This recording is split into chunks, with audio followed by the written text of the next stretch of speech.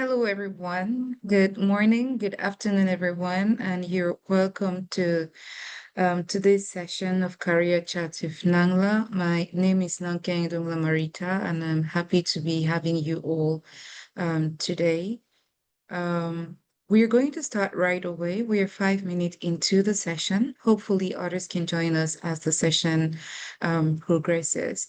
Just again to say that the Career Chat with Nangla is just a social media, an initiative, let me say this, that's created to address career-related concerns, hence helping learners to bridge career-related gaps as they look forward to growing further in their careers. So today marks the second edition, and we had started with the first edition last month, which focused on the background to the UNV program and closed up with a roundtable discussion where we had former UNVs share their experiences.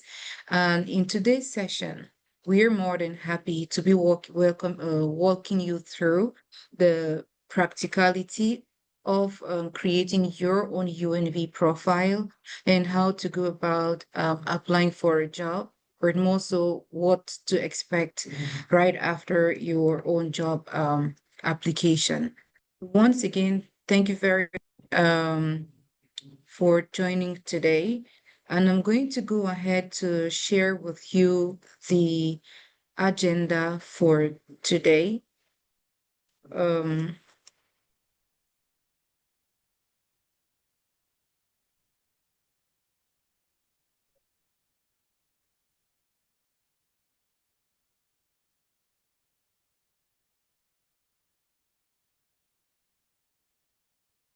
Um, can anyone see my screen, please? Yes, I can. Yes, sure. Yes. Okay, thank you. Yes, I'm seeing your screen. Awesome. All right, so I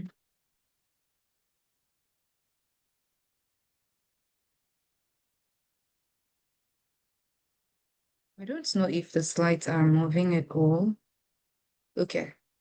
So today, this is going to be the outline for today's session. We're going to have the opening, which we've done so already, and we will progress by introducing our guest for the day. And this will be followed closely by a presentation that will be handled by our colleague Stanley on the theory and practicals of the UNV profile creation and job application, and then what to expect right after your job application. We would have a roundtable discussion where we would have four of our guests, Beryl, Marriane, Betrand as well, sharing their perspectives and experiences around the UNV program again, like they did in the first session. We would have two organizations coming in to briefly share with us some opportunities which they have in the pipeline, one being another big webinar like this, and another being an in-person conference that will be happening in Nairobi, Kenya. Then from there, we would open the floor to questions and answers from participants. So from there, we would have to discuss any other business, and then we close up the session. Now that takes me to the introduction of our guests. Like I had mentioned, we have four, and I'll go right ahead to sharing with you what their profiles look like. So we're going to start off with Beryl. Beryl Ngwatancho is a passionate public health and program management specialist with over a decade of experience leading humanitarian development and emergency response initiatives across Africa. Her career includes driving multi-country public/environmental health programs, focusing on strategic planning, implementation, monitoring, and building strong partnerships. She is deeply passionate about advancing health equity, strengthening health systems, and fostering community resilience. Known for her commitment to empowering communities, she brings a wealth of practical insight and inspiration to guide aspiring professionals on their own impactful journeys. Next on our list is Betrand Nkwenti, who is a dynamic and versatile human resources professional with extensive experience navigating both stable and crisis settings, driving people focused solutions. With a proven track record in human resources operations, he is recognized for translating organizational goals into agile people strategies, um, delivering talent, structure, and resilience where they are needed most. He is passionate about positioning human resources as a catalyst for performance and sustainability. Next on our list is Marriane Tabi, who is a seasoned communication expert who transforms complex public health issues into clear, actionable messages and compelling stories. With a background in journalism, international relations, and public policy, she has led campaigns on non-communicable disease prevention, health equity, and social determinants of health across Africa. Her storytelling emphasizes context, cultural relevance, empathy, and audience engagement. She has served as a journalist, Women Deliver Young Leader, and UN Volunteer Africa Women Health Champion, amplifying local voices and fostering inclusive dialogue. Marion uses communication as a tool for transformative change, inspiring policymakers, communities, and individuals to take action for a healthier world. Last on our list is Stanley Alwodi, who is an award-winning human resource professional with extensive experience in people and culture learning and development and aligning human capital with uh, with or so he's an award-winning human resource professional with extensive experience in people and culture learning and development and aligning human capital with organizational goals. He's a certified human resources professional. He holds both a master's and bachelor's degree in international business administration from USIU Africa. Stanley has worked across diverse sectors, including community-based organizations, NGOs, and faith-based organizations, designing human resources strategies that foster growth and inclusivity. Passionate about youth empowerment and mental well-being, he actively mentors young leaders and champions mental health awareness in professional spaces. He currently serves on the board of UNDT SACO and Wanamataifa Investment Company, bringing youthful insights to decision making, and is a two-time recipient of the Client Service Global Award from his previous employer. He's also a certified human resources professional. He holds both a master's and bachelor's degree in international business administration from USIU Africa and has worked across diverse sectors, including NGOs and CBOs. So this is what the profile of our participant, of our guest rather, looks like for the day. And we are more than happy to kickstart with our very first session. And it's on this note that we invite Stanley to please take us up with the first session that has to do with the theory and practicality of the UNV program. Stanley, would you want me to share from my end, or do I make you an admin to take it all up from your end? Correct. I'll appreciate if you do the honors to present from your end. Sure, I'm on it. So I guess when we would get to the practical session, I would hand over to you the sharing, so you would have to walk them from your screen. Does that Sure. work? Yes, that's Perfect. very much okay. Okay. Do I take the floor? I guess I need to stop sharing just a few minutes so that I'm able to take up your presentation.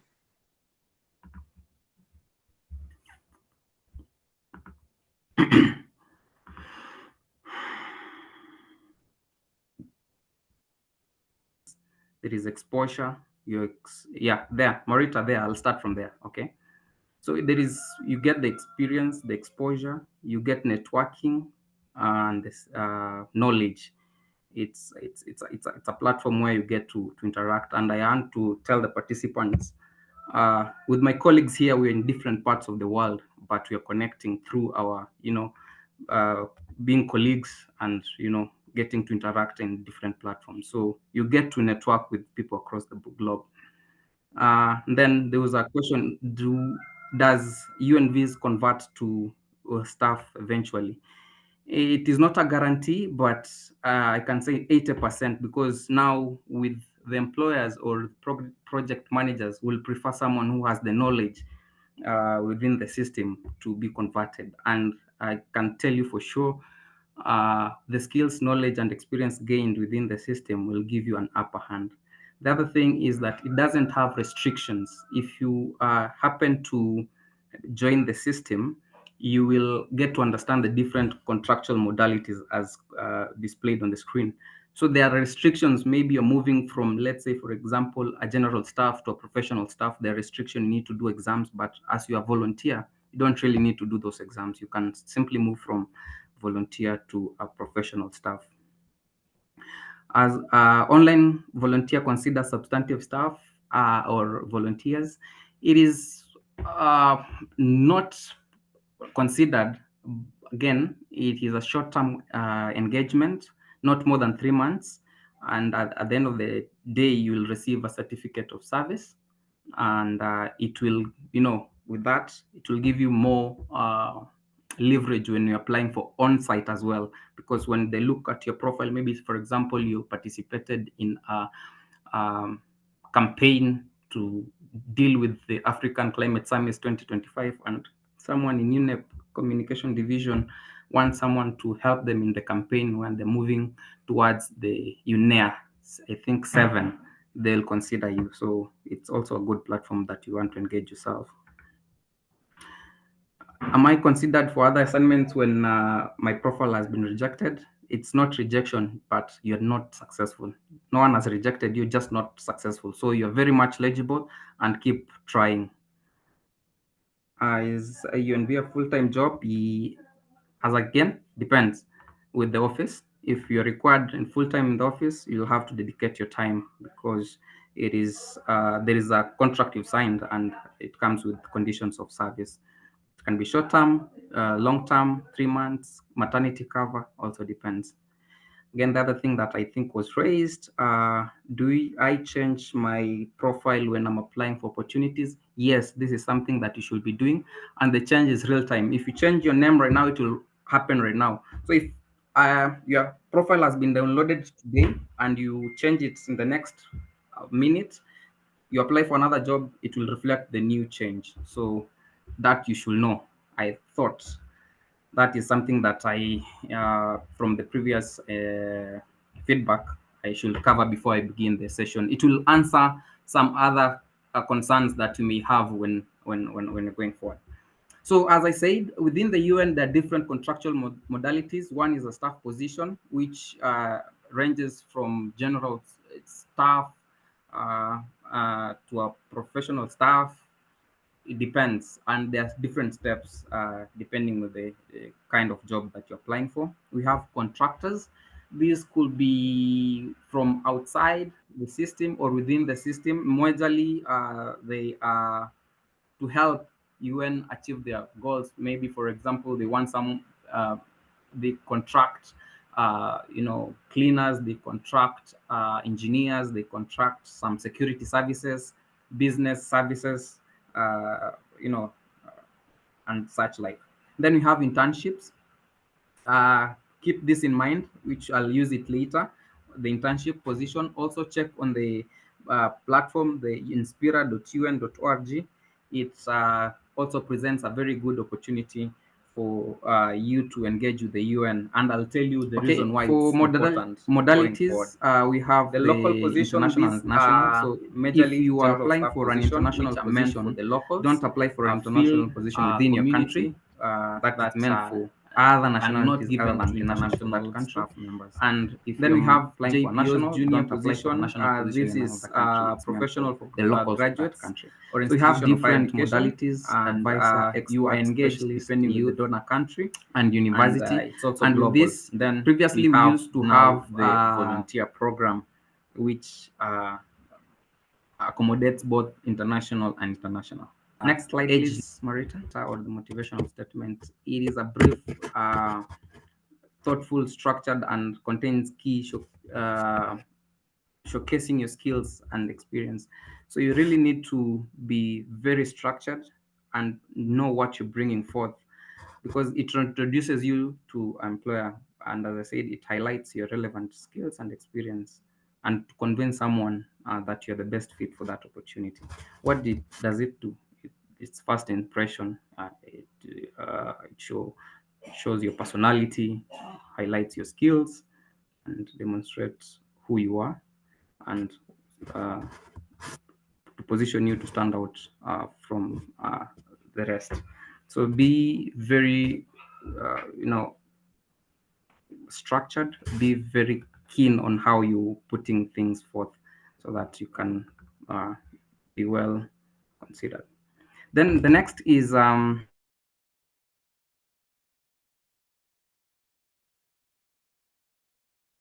when you're looking at these opportunities, there are those who have already signed up and those who are not interacted with the platform. So we shall do that practically, and then when you're doing that, you shall make sure that all fields are updated. Upload all the documents, and please somebody write this question down. Why do we need to upload all the documents, which we shall discuss further. Update to your current city and airport. It will also play a very big role when you're being you know, expatriated or deployed, where they'll have to calculate the amount you need to be paid when they're sending you to the field. And then if you will indicate you need to volunteer both online and on-site, so that any opportunity coming your way, you can be able to volunteer. Next slide, please. Yeah. So Stanley, just for us to be able to manage the bandwidth, you might want to also just hold your video for a bit so that we are All able right, to manage the bandwidth from your end. that I've is halted my video as well. that is okay. Mhm. Now we move to interview structure. Is it interview structure? Recruitment process. Okay. So whatever happens when you've applied for the opportunities, it undergoes all these stages. One, once you send in your application, it's received. Then the system it sieves it out, whereby it matches your profile to the job description, and then it undergoes a human intervention where they've sieved it to at least, let's say, 10, and they only need 5, where they will want to check some parameters if it meets the requirements from the host entity, and then they'll submit. After that, you'll be subjected to assessment and tests, written aptitude, language tests, critical thinking, logical, numerical reasoning, all these depending with the agency as well.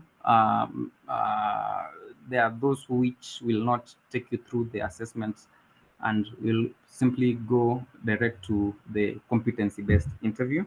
Once you are the preferred candidate, the organization, depending also, for us, we shall do background. Also, depending with the host entity, they will want also to do their background check. Then you will be given the offer, and after the offer, you'll be required to do mandatory courses. And this is where I said someone to remind me about the interns. So if you have interned within the system and they subject interns to mandatory courses, then you'll be lucky to get an opportunity as a volunteer. You'll not be required to do the mandatory courses.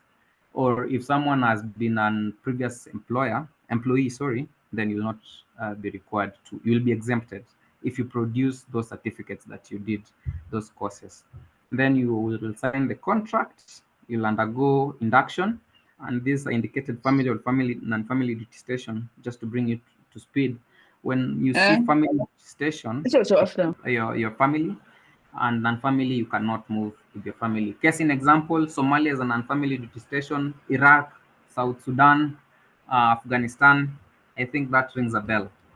Then there is deployment. This is now where you are given your entitlements. They are calculated depending with your origin. Maybe if it's you're living Kenya, if you indicated your nearest airport is Jomo Kenyatta, they'll calculate from Jomo Kenyatta. If you're indicating is Kisumu and you're moving, let's say, to Australia, they'll calculate from Kisumu. So it's very important for you to actually indicate where you're coming from and your nearest airport so that you get the entitlement well calculated. The next is next slide, please, which is on the interview structure. This is where now you really need to prepare yourself properly. And again, as I've always told my trainees, that HRs are just human like you. They're human beings, and it's an interview, it's an interactive session. So if you're well prepared for it, you will ace that thing. And this is just from my experience, and Betrand will attest to this. These are picked from the continuous interaction in panels that I've sat in. This will come. So one, they will want you to introduce yourself. These people already have your profile or your CV. They know who you are, they know what you've done and all that. So a brief introduction, they'll want to hear about education, your experience, expertise, skills, and value proposition. What do you bring to the table? So it is you to, within the time that they have allocated you, to budget properly, to know how well will you cover your education, what your experience, what your expertise, skills, and value proposition. Set means skills, expertise, experience, or T means type of person you are. What are your temperaments? Is it a person they can work with? The next is technical part. This is now where they want to see, do you understand within your field of expertise? If they want a communication person, they want to know, are you an expert in that area? Do you know the processes? Do you understand the procedure? Do you know the legal framework within your field? Do you know the ethical aspect? Do you know the trends, new trends within your field? So you really need to understand that within your field. Then the next will be the competence based. And this is a case scenario where they'll ask you a question and then you have to give a whole narrative about it. And there is a formula to that. From all these stories you're giving us, you can use stuff to give the situation. What was the situation at hand? What was the task that you did as an individual? All right. What action did you take and what was the results? All right. The next is CAL. What is CAL? CAL is context. You understand the context. What is the action? What is the results? And what are the lessons learned during that? And then the other one will be teamwork. What is how have you been able to do teamwork? How maybe the question will come on work prioritization. What have you been? How can you prioritize your work? There's a formula how you can do that. Do you understand stakeholders within the UN? They will always want to know, maybe, or any organization, they will want to know who are the stakeholders. The UN, for example, I'll give using the UN. They want to know, do you know the other agencies that they're working with? Do you know the government, philanthropic organization, academia, if they're doing work with the academy? Uh, there is also conflict resolution. You need to understand, because with this working with people, you have to, get to uh, have conflict, and how are you going to do that? Be alert on issues to do with inclusivity, gender mainstreaming, innovation, AI, technology, ESG. This is on sustainability, the industry trends, strategic partnership and alignment. These are some of the things that you really also need to be alive to when you're going for an interview. Right? So, Next, if I can quickly explain what uncertified means. It's only 7 days. This is when you have maybe a family emergency, you can utilize the uncertified. Uncertified, you really need to have, and for the uncertified, don't really have to, you know, uh, produce a medical report, but for certified, you have to. So you need to understand the two. And there is paternity, there is maternity, there is settling in grant, that is the amount that you're given when you're joining an assignment. There is medical cover, there is family allowance for those who have families. So that covers your spouse, which you need to produce a marriage certificate, not an affidavit. So they're very strict on marriage certificate. And then for your kids, two of your kids, so you will be covered. And then home leave, this for international. If you've served for 2 consecutive years, they'll pay for you to travel to your home country to reconnect with your people and then back. There is exit lump sum. This is when you're done with the assignment. They'll calculate depending with the rate that they are using at that time for the months you've served, and they will pay you as you're separating. Then the VLA is a stipend that they pay on a monthly basis. Learning and development, which is also training, you also are entitled to that, which it will be communicated within your assignment that you will be, developing your skills to help you deliver. So I think that's all. This will be can be read on how to build and maintain a professional reputation. So let's move to the next slide. I think this is very important. Back, back. Okay. Uh, no. Forget everything but. That is the slide that I want. Yes. Now this is very important. Always update until I make your profile. That is very key. You can forget everything, but never forget that. Review the description of assignment or JD. Confirm the bare minimums before applying so that you don't waste your time if you are a youth and you're applying for an expert opportunity. Check on the duration of the assignment. You can be covering maternity cover, so you shouldn't expect an extension unless otherwise, or the project is being wrapped up, so they want experts to help them to, wrap the project. So again, be keen when you're doing that. You might be leaving a permanent and pension leave assignment to do that. Check if the assignment is competitive or fully funded, or it's a direct recruitment, also not to waste your time. Check on the modality, as I said, if it's expert, youth, specialist. If the assignment is online or on-site, again, so you should be keen on the same. Always download the JD if possible, so that if you're called for an interview, you can always go through the JD to prepare effectively. Check on the required language. It is very vital. Update your referees. Information must be recent. Should be someone who knows you. Alert them in advance. This will help them to, be prepared for that. Check if it is assignment is meant for a special group, maybe people living with disability as well. Update your personal data as they appear on the ID on passport and upload your ID as well. Then use the explore button on the right side, left side of the screen to learn more about uh, the organization or UNV. Then I put in red, audit your social media. Again, it's very important because right now it's a major thing. People look, search you, and in case things are not okay on your social, you might lose your job just like that. So that is it. We might now be needed to move to the practical. Maybe if you have questions, Marita, guide me as we move. Thanks. Yeah, thank you very much, Stanley. We would be happy to take questions at the end.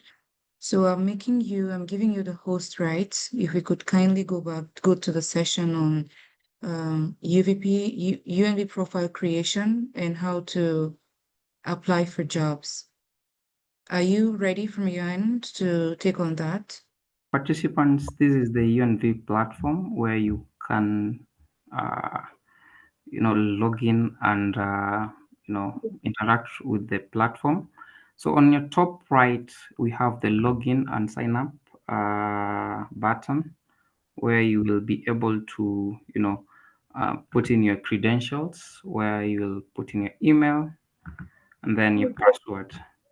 Let me try and see if I'll do that.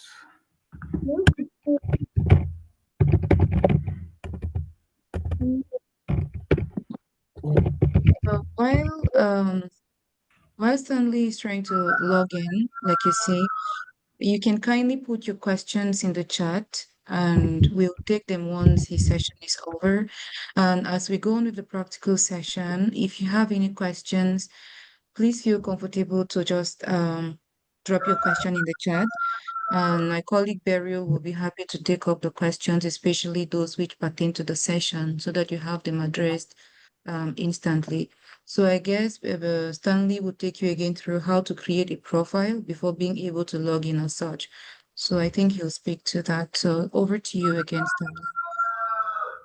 Thank you very much. Don't know, it's now when you come here and you see an assignment, as I said, you need to understand if the assignment is online or on site. So online assignments are short-term engagements that agencies and partners who've uploaded their assignments here will want to engage people on a short-term basis. This you will Okay. good.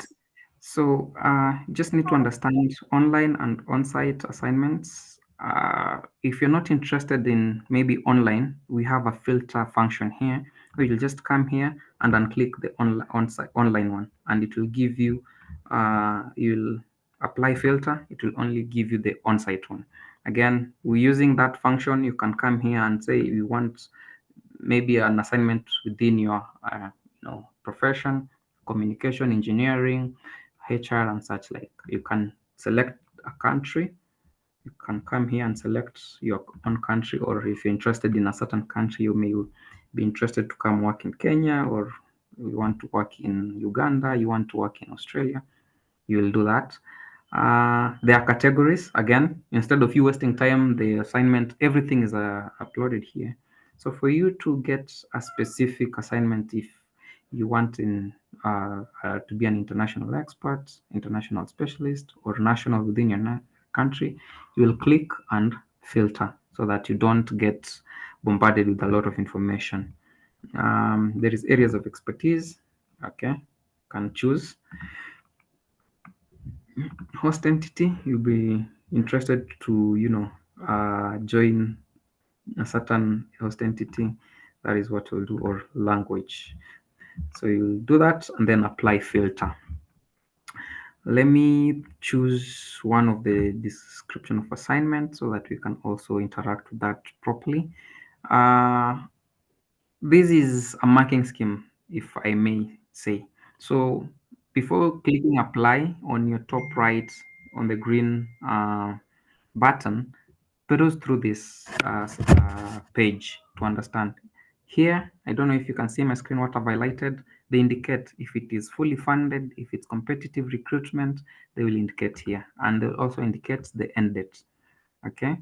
So I don't think the date you're applying interferes with anything, but it's always important to do it early because, for example, a host entity might request the UNV office to submit or shorten the period. So the earlier you do it, the better, so that you may not be found not applying, or when you're scheduling your calendar and say this is due on 3rd of October, I may apply on the 30th of September. Maybe the host entity will say we need this person to start the assignment on the 1st of October. Maybe if you can shorten and submit the profiles that have come. You need to check on the duration. You check here is the country, it's on-site, off-site, you know then number of assignments, sometimes we have 2, we have 3. Come here, you check on the general information, the title, the host entity, type, duration. It's just summary. And then details are always here. They give you the context of where the assignment is, the host entity, and all that. Then you shall move to the task description. This will tell you who you'll be reporting to and what will be required of you. Again, as a nationality, I'll say if it's a national position, it's a position meant for the national of that country. So if you're not a national of that country, don't apply. If it's an international, that means other people other than the nationals of that country. Then, as I said, age limits. UNVs, we have old people, we have young people applying. So there is no restriction per se when it comes to volunteering. Required experience, I'll say that is a category they also requirement they check. Now, when it comes to the modalities, if you're an expert, they'll expect a certain number of experience. If you're just from university or you're still university, there is that aspect of experience that they look at. As I said, language is important. You need to check on this, not just apply, say, okay, this is communication, okay, this is within my experience. I have this, I have that, but you've not checked the language. Maybe you don't have Portuguese as your first language, and here Portuguese is required. So you need to check on that so that you don't waste your time and say UNV is a hoax, they don't shortlist me, and you get frustrated along the way. Okay. Other information just to inform you of the living condition of the country and what is expected of you, or more information just to guide the candidates on where the assignment will be. And that's it. So it's good to interact with that so that you don't find yourself uh, messing up or wasting a lot of time to apply for opportunities that are not you're not eligible for. I hope you saw what I did. I moved on those three lines on my top left, and I went. There's more information here. There's the landing page, explore, and all that. So I went straight to the entitlement so that you can, as a person, be able to peruse and see what am I entitled to. Let's say, for example, I want to work in which country. Let me see where my, let me say Pakistan, and then duty station, let me pick Battleground. And then category, of course, I'm not a national of that country. I will put international specialist. Do I have a dependent? Yes, I do have a dependent. Yes. And then I come and get results.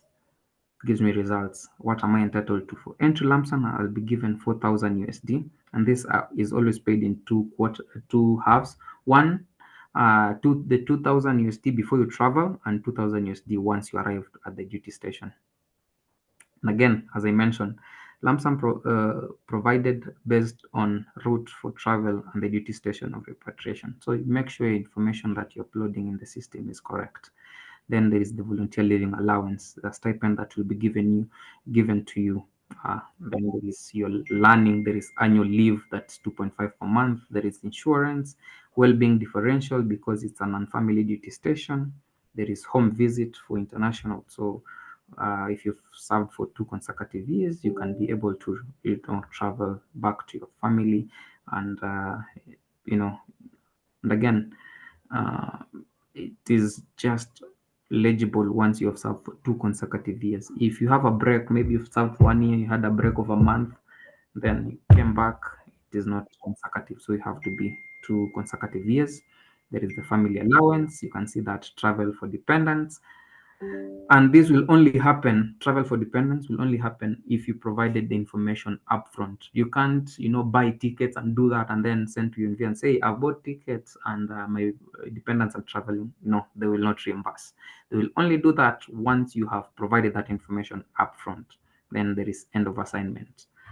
Right. I think that has clarified on a few questions that you may have. So it is not a salary per se, it's just a stipend to help you uh, interact when you're doing your assignments within your assignment. You can meet your obligation within the system. Now, there's more information here. I'll not go through them, but it provides you an opportunity to see what are the conditions of service. This is public information, standard operating procedures, more information. There is a lot for you. So people living with disability, online volunteering, there is standard operating procedures.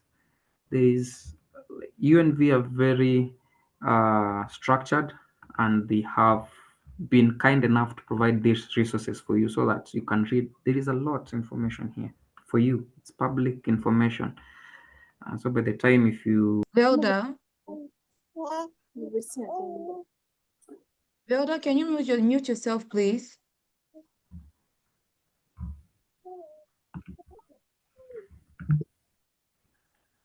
Okay. good. So just need to understand online and on-site assignments. If you're not interested in maybe online, we have a filter function here where you'll just come here and unclick the on-site online one, and it will give you, you'll apply filter, it will only give you the on-site one.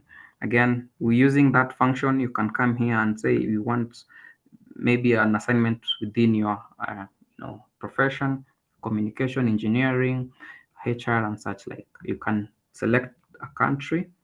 You can come here and select your own country, or if you're interested in a certain country, you may be interested to come work in Kenya, or you want to work in Uganda, you want to work in Australia, you will do that. There are categories. Again, instead of you wasting time, the assignment, everything is uploaded here. So for you to get a specific assignment, if you want to be an international expert, international specialist, or national within your country, you will click and filter so that you don't get bombarded with a lot of information. There is areas of expertise. Okay, can choose host entity. You'll be interested to join a certain host entity. That is what we'll do, or language. So you'll do that and then apply filter. Let me choose one of the description of assignment so that we can also interact with that properly. This is a marking scheme, if I may say. So before clicking apply on your top right on the green button, peruse through this page to understand. Here, I don't know if you can see my screen, what I've highlighted. They indicate if it is fully funded, if it's competitive recruitment, they will indicate here. And they also indicate the end date. Okay. So I don't think the date you're applying interferes with anything, but it's always important to do it early because, for example, a host entity might request the UNV office to submit or shorten the period. So the earlier you do it, the better, so that you may not be found not applying, or scheduling your calendar and say this is due on 3rd of October. I may apply on the 30th of September. Maybe the host entity will say we need this person to start the assignment on the 1st of October. Maybe if you can shorten and submit the profiles that have come. You need to check on the duration. You check here is the country, it's on-site, off-site, you know then number of assignments. Sometimes we have 2, we have 3. Come here, you check on the general information, the title, the host entity, type, duration. It's just summary. And then details are always here. They give you the context of where the assignment is, the host entity, and all that. Then you shall move to the task description. This will tell you who you'll be reporting to and what will be required of you. Again, as a nationality, I'll say if it's a national position, it's a position meant for the national of that country. So if you're not a national of that country, don't apply. If it's an international, that means other people other than the nationals of that country. Then, as I said, age limits.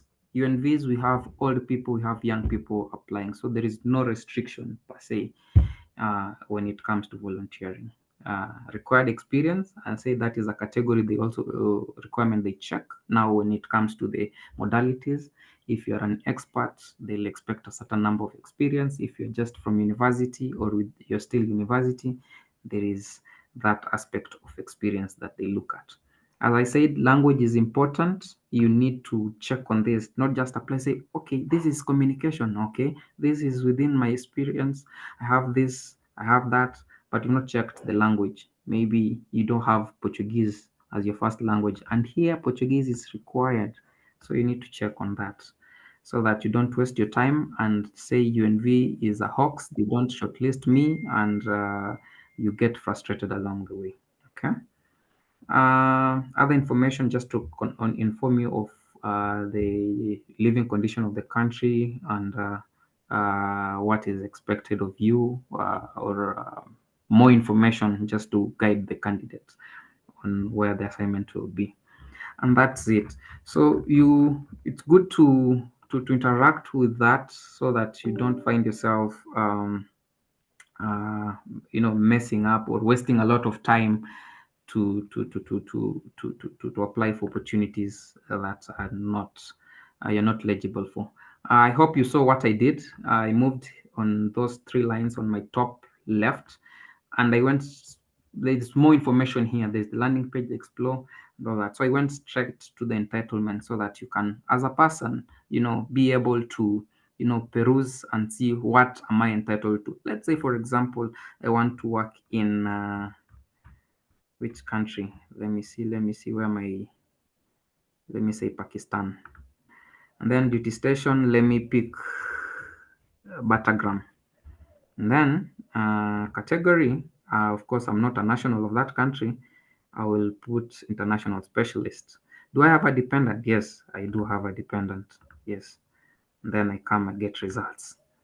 Gives me results. What am I entitled to? For entry lump sum, I'll be given 4,000 USD, and this is always paid in two halves. One, the 2,000 USD before you travel, and 2,000 USD once you arrive at the duty station. And again, as I mentioned, lump sum provided based on route for travel and the duty station of repatriation. So make sure information that you're uploading in the system is correct. Then there is the volunteer living allowance, the stipend that will be given to you.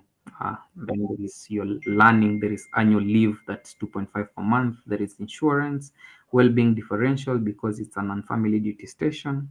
There is home visit for international. So if you've served for 2 consecutive years, you can be able to travel back to your family, and and again, uh, it is just legible once you have served for 2 consecutive years. If you have a break, maybe you've served 1 year, you had a break of a month, then you came back, it is not consecutive. So you have to be 2 consecutive years. There is the family allowance. You can see that travel for dependents. And this will only happen, travel for dependents will only happen if you provided the information upfront. You can't, buy tickets and do that and then send to UNV and say, I've bought tickets and my dependents are traveling. No, they will not reimburse. They will only do that once you have provided that information upfront. Then there is end of assignment. Right. I think that has clarified on a few questions that you may have. So it is not a salary per se, it's just a stipend to help you uh, interact when you're doing your assignments within your assignment. You can meet your obligation within the system. Now there's more information here. I'll not go through them, but it provides you an opportunity to see what are the condition of service. This is public information, standard operating procedures, more information. There is a lot for you. So people living with disability, online volunteering, there is standard operating procedures. There is UNV are very structured, and they have been kind enough to provide these resources for you so that you can read. There is a lot of information here for you. It's public information.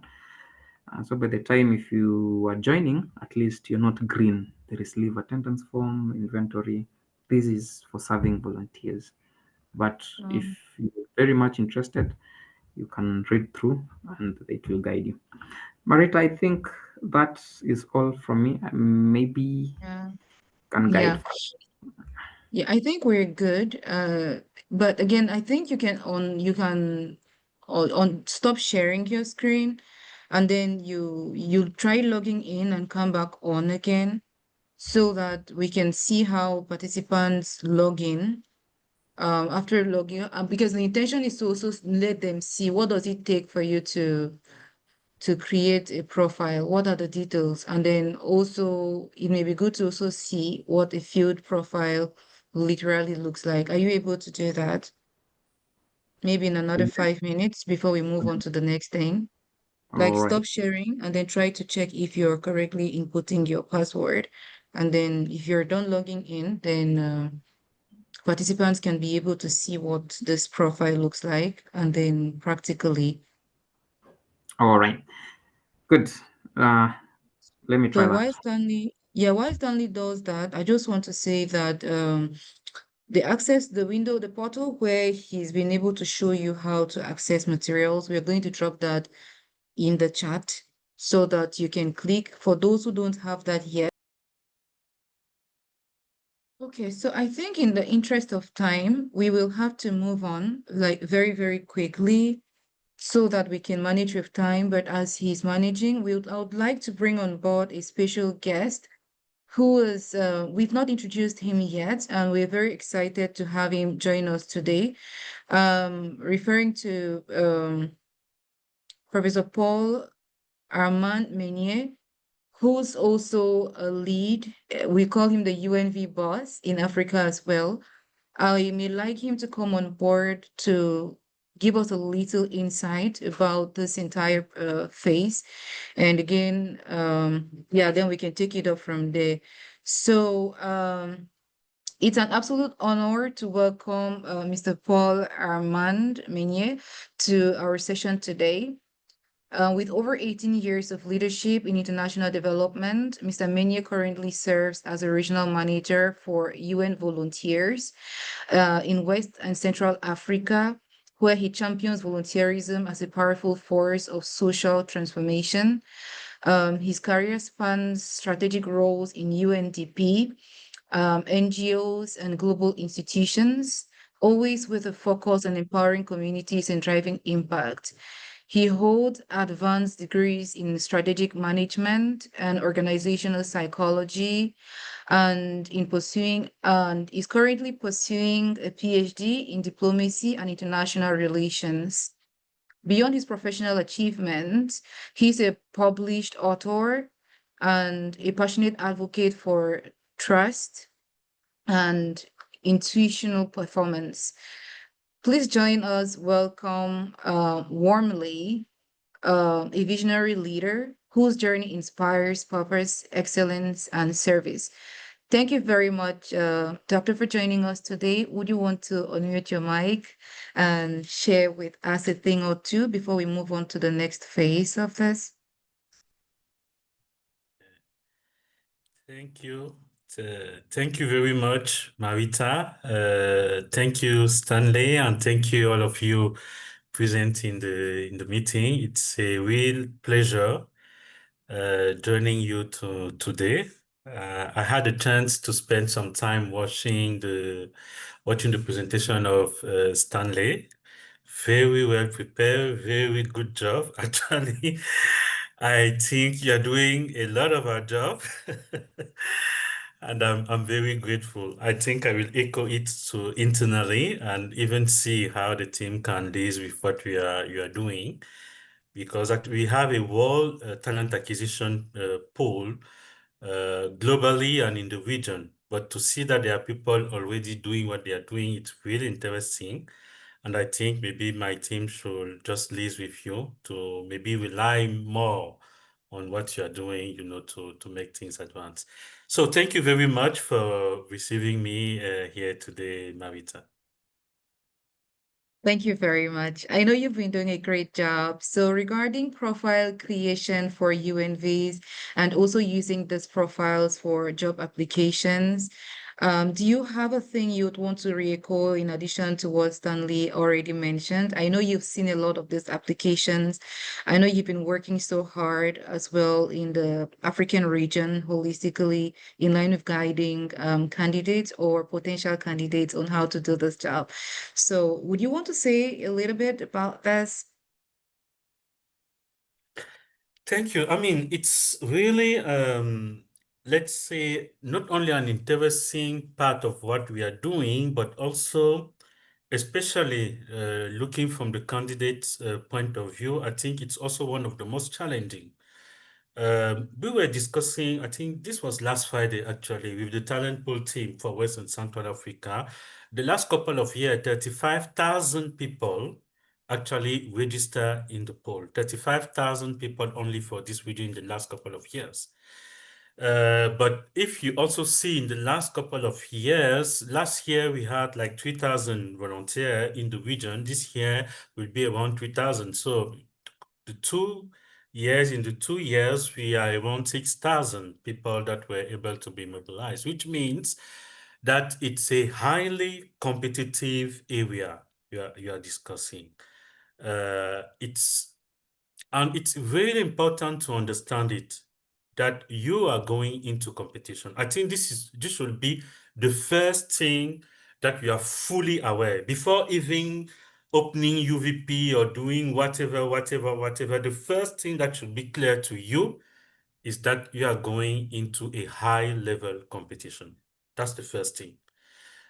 Because this will change a bit the mindset that you have when doing all the process that Stanley presented. Because it's not only about the process, it's also about the mindset, that guide you, that drives you throughout the process. You need a mindset of a warrior, because you can have all these things. You can have all this PhD, all these 10 years of experience and everything.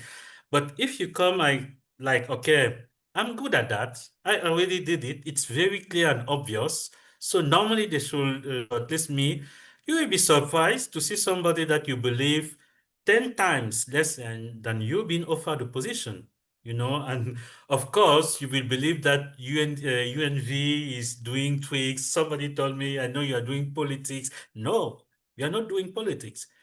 It's a war area, and the best one are the one who wins. So you have to put yourself in the mode of, I need to be the best, not just because I believe it, but in the way I approach every step of the process. No mistake at any step to ensure that I'm the best in doing that.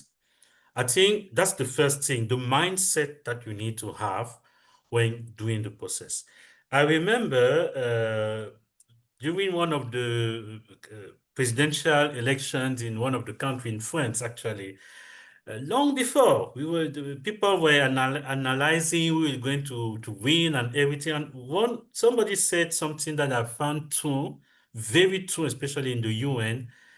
He said, the person who has the position is the person who wants it the most, So it's not only about being confident on, I've done it, I have the good CV, and you really need to want it and to approach every step in a different way. That's the first thing.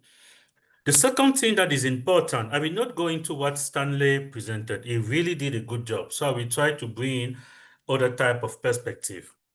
The other thing that is important, I think, it's you need to be clear on the fact that you are speaking the same language as our recruiter and generally as UN recruiters. It's not about what you understand or what you know. It's all about what the recruiter understands and what the recruiters feels.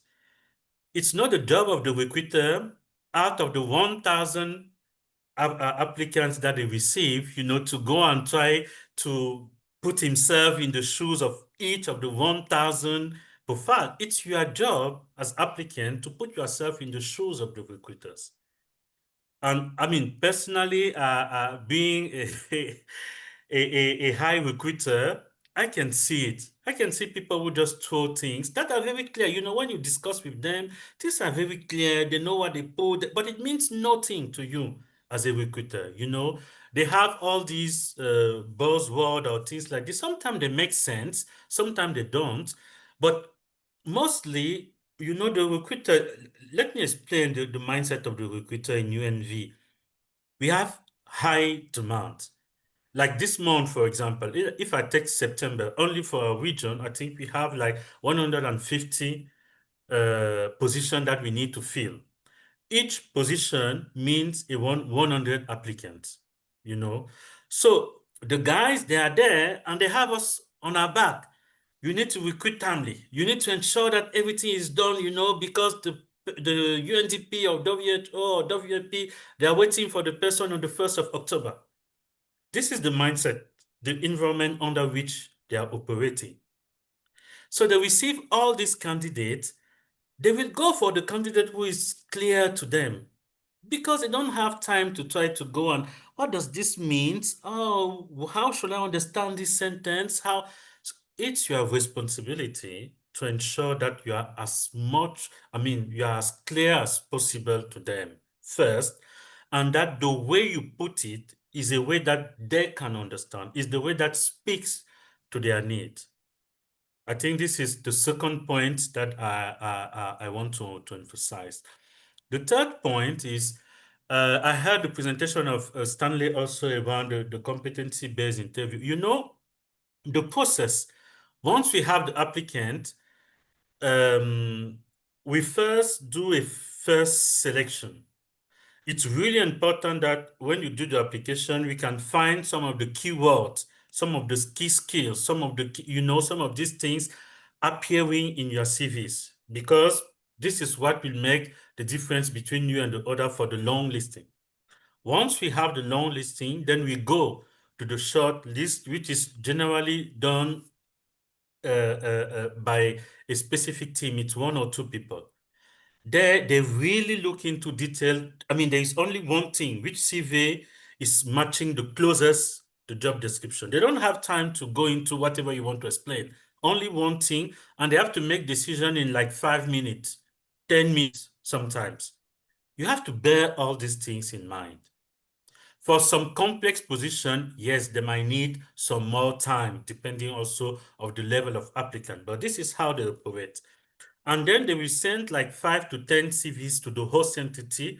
We will also do the same work. The host entity, sometimes, I don't know, you have, the WTO HR, she has to deal with this bulk of recruitment, maybe the position that they need to cut, or I don't know, this other position that they need to fill fast. I mean, she's also under a situation where she needs to make decision under a pressuring environment.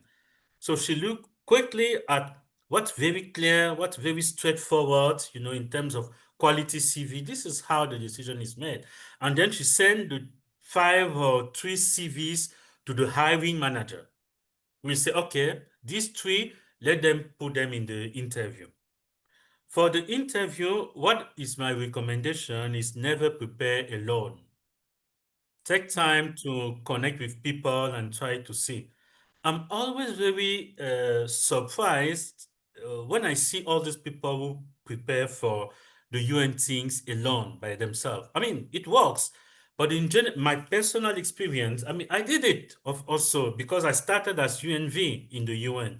So I did it when I started because I didn't know. But as I grew up in the organization, I just realized that if you want to work alone, you will not go that far. You need also to rely on other people's intelligence to help you grow and understand sometimes some of the things that you might miss. Personally, when I have to prepare for an application, and every position in the UN is application. There is nothing that because you are good here, you move to P or you move to, no, everything in the UN is application. Personally, I always take time to send my CV to somebody. Can you have a look? And sometimes to people who are not even in the UN. Because sometimes something might be very clear to me and they have no clue of whatever it is. So if they don't have a clue, it means that somebody else might not have a clue. So maybe I need to review the way I've phrased it so that it can be a bit more clear. Same for the interview. In general, I try to hear other people because sometimes you may be very convinced of all your answer, but all of them were so wrong. And I've seated in so many panels. I remember one of the panel, somebody that was working in my team, he was in the interview and he was doing the things and, he didn't get the job. He was in one country, then I went to visit the country and he came to me and said, oh, I didn't get that job. I know that you people, you already had your candidates. That's why you didn't give it to me. I said, come on. How can you talk like this to me? I was in your panel. I was so disappointed listening to you. You were not even close, to that. But he was not aware. And then I started to point specific things, some of the some of the mistakes that he made during the process. I was in Nairobi 3 months ago, and I met the guy. He came to me and he said, 6 years back, you made me a feedback. That feedback changed my life because actually I'm P4 thanks to your feedback. Sometimes it's really important that you get that feedback thing. Because I can tell you, you can really be so convinced that you did well, but you were not even close to that. But having somebody who can listen to you, we can provide honest feedback. Don't go to your best friend or, wow, you are so wonderful. No, go to somebody who will look and say, what are you talking about? This is bullshit, and then if you are humble enough, it can help you, then rebuild something and then move forward. So these are some of the, little things that I want to put on the table that could be helpful. Because at the end of the day, I can tell you for 99.9%, from what I know in UNV, the processes are fair in general. In general, most of the time, you yourself, you are making your own fate, whether you have it or not. The candidate who are the best prepared, in general, are the candidate who got the position. So put yourself at the candidate, at the level where the way you have prepared yourself, there's nobody who comes even close to that. Then you are increasing your chances to get the position. And I can tell you, people are doing that. I'm seeing it every day, even on LinkedIn. I'm discussing with other managers, and they're telling me, I have these people on LinkedIn who came. I'm just asking for 30 minutes of your time. I just want you to look at my CV. And they do that. And sometimes these people are so. I had a case. When was it? 2 days ago.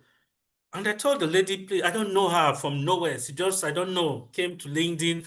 I'm so sorry. I don't have the right to do that, but I have applied to UNV so many times, even in response, nothing. And she shared her profile, but she's very high level profile. But the way she put it, and now she gave herself the chance to get some feedback and then to improve moving forward. Thank So you. be humble in that process. You will benefit from learning, from putting a lot of your own energy and also energy of people who can help you. And you will give yourself the highest chances. And Thank you. once you are there, if you play well, it's an opening gate for maybe for a world UN career throughout your life. A lot of people have started as UNV and are now high-level managers in the UN. Right. I think I will stop here and thank you very much for what you did. Thank you. Thank you so much. And I wish you could kindly still hang in there because I know that we have a lot of questions in the chat and many more are yet to come. If you could kindly hang in there to help us address a couple of those questions that will be coming in. But before we move on to the next session, I know you have an event coming up in, I think tomorrow also.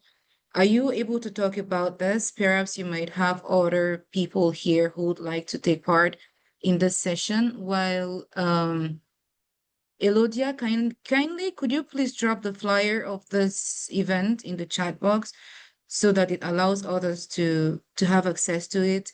I don't know if you will want this session would be in French or in English or both, or will it have interpretation? Please go ahead in another 1 minute to talk about this while we move over to the next session. Over. Thank you, but you will be surprised on my so poor knowledge of the organization of this event. Since few months, I think you all know what is happening in the UN in general. So there is this huge and big crisis, financial crisis affecting the UN, and that is a bit calling for a kind of shift. And the UN has started, a process to support people in, how can I say it, going through the things and still building their career. So there have been a lot of events, and I don't know why some of the UN people thought that I might be of help in some of these. So we had the UN career. This was in June. All the UN entities actually were involved, and I represented UNV. So some of the UN entities wanted to expand. We have had some sessions with specific agencies, and UNV itself has decided also to have special sessions. And they also requested me to be part of the session. So it will be a session, that will try to address this. How do we move forward in a complex environment? And they want me to build on the experience that I have to share, some tips to. I think the main target is UNVs candidates and former UNVs.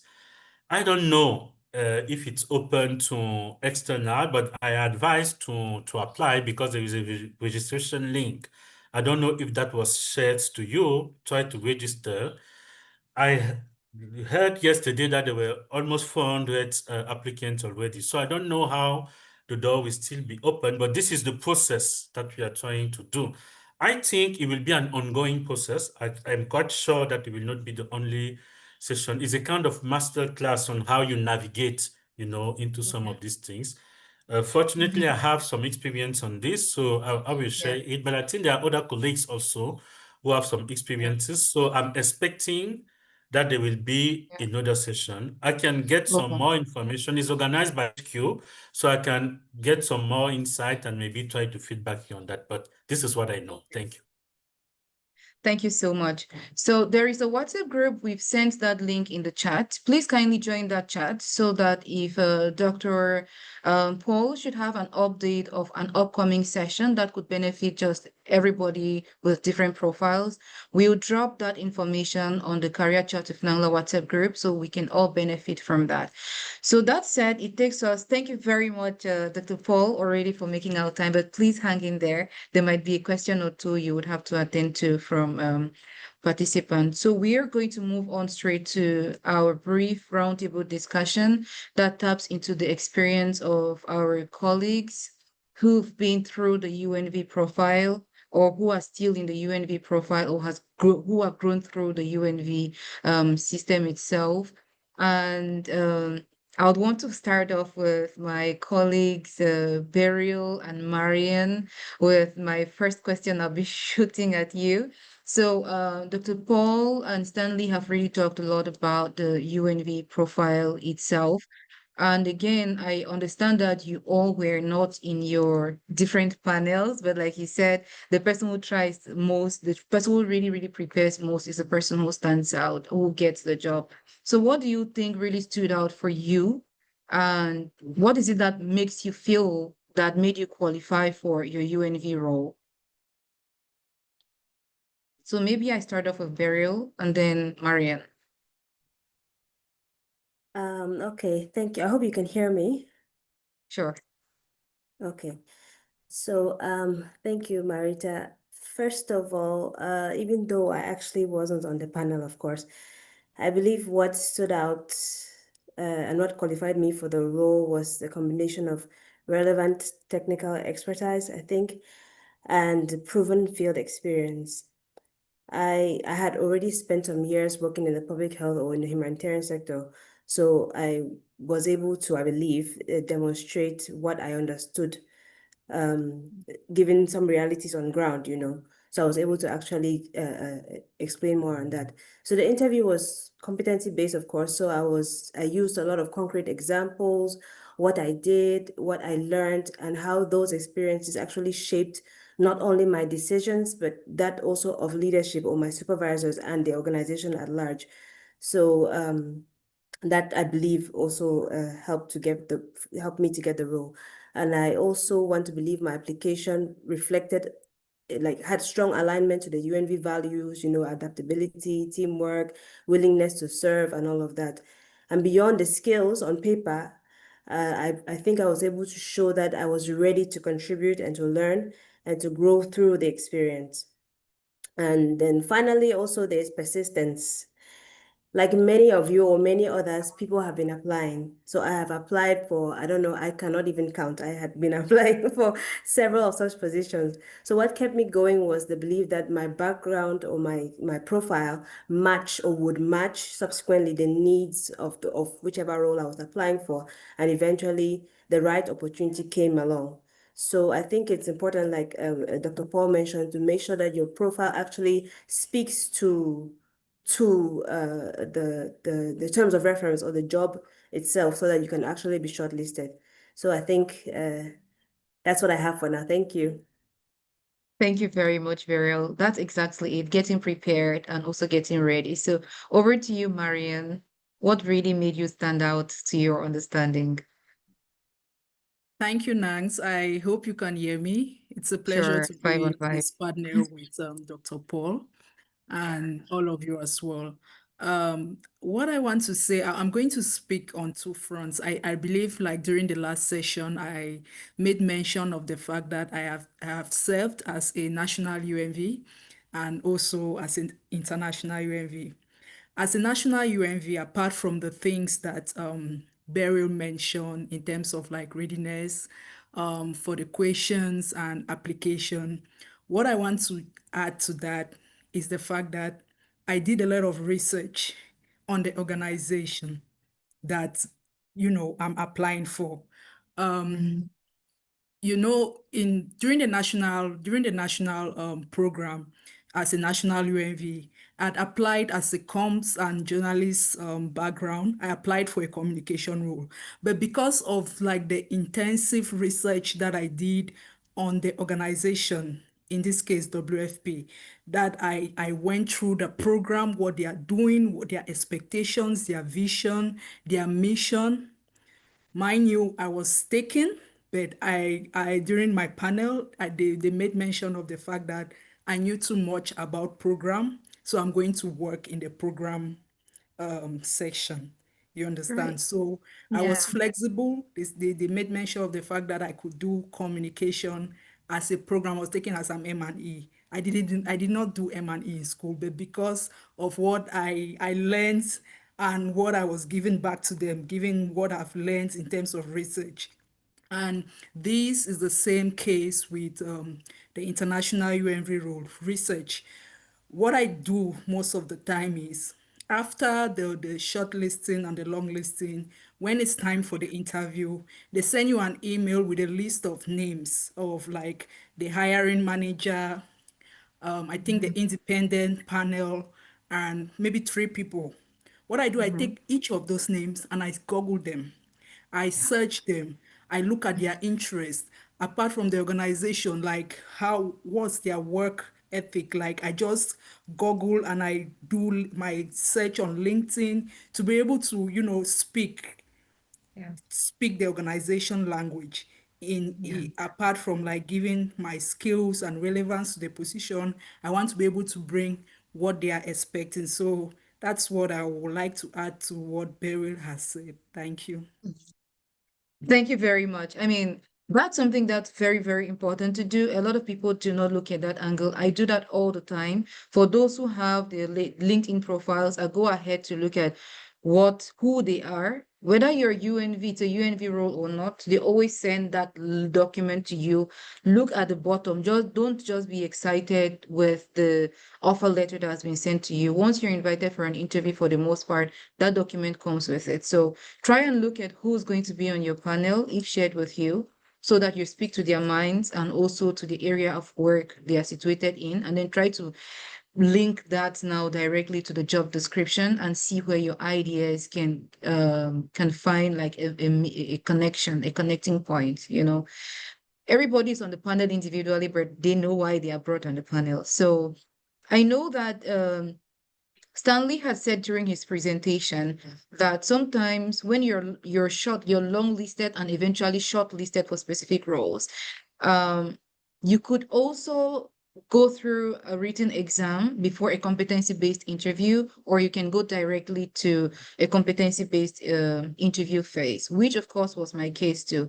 But Beryl, what was your situation like? Did you go through the exams? Did you go through both or just one? No, just the interview. Okay, so what do you think also made you stand out? I know you've highlighted quite a few of things that made you stand out for your preparation and in fact the whole phase. What is it that made you stand out during this interview phase? Marriane has highlighted quite a few. What would you think that made you sell yourself even the most? You know, when you have a vast experience, right? And this is one thing I always tell people when they leave school, it's very important to volunteer. Whether or Right. not you're paid is very important because that gives you some experience you cannot get anywhere else. It's like a tool uh, that you can use in the future. So, you know, it's competency based, like I mentioned. So you have to tell a story, you know, about your experience and how relevant it was and the impact it had and all of that. So a lot of the time you will not have a fixed story that is linked to the question, but you will get snippets from different experiences and you can merge and have a lovely story. You know, that at the end of the day, it passes your message across. So I think one of the reasons why I believe I was selected was because of that experience, that vast experience that I had. So I was able to get truthful snippets, as I would call it, from different roles and weave them into a coherent story, which at the end of the day, it played to my advantage.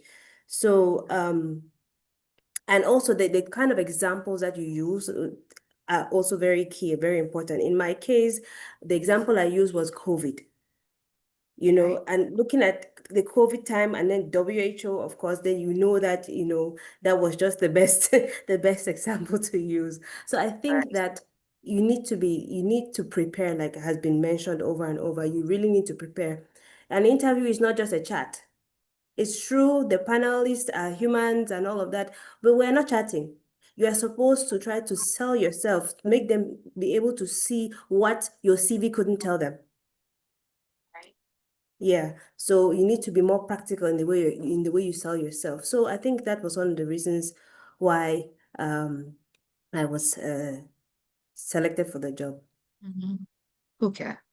Mhm. Thank you. Thank you so much, Beryl. Nangs, Thank you so much. can I add something before you go to Yes, the please. I think there's something that Stanley mentioned about Mm-hmm. background checks, Mm-hmm. um, Mm-hmm. that we should profile our social media in terms of after. I don't know if that is a question, but I think it also falls under like even the selection process, because the fact that you're maybe doing your background search on the organization, the values or the mission, or even like I mentioned earlier, like the people in your panel. They are, mind you, they might be doing like research on you as well. And what Right. better way to do research on you? Maybe through your social media, you've just put one video that you're dancing a coupé de Calais, and you're going for this serious, you get. So it has to be in alignment. You really, like Dr. Paul mentioned, you really need to want the role, and you need to want it in all dimensions of you, in your presence of social media, in your presence, like in during the interview, during the written phase. It needs to be wholesome. Yeah, just to mention that. Thank you. Thank you. I mean, and Uh, that's very key. Nance, Yes, if yes, you could let Beryl. me, sorry to Yes, just cut you. I just wanted to say something about yeah. the panelists and getting to understand them.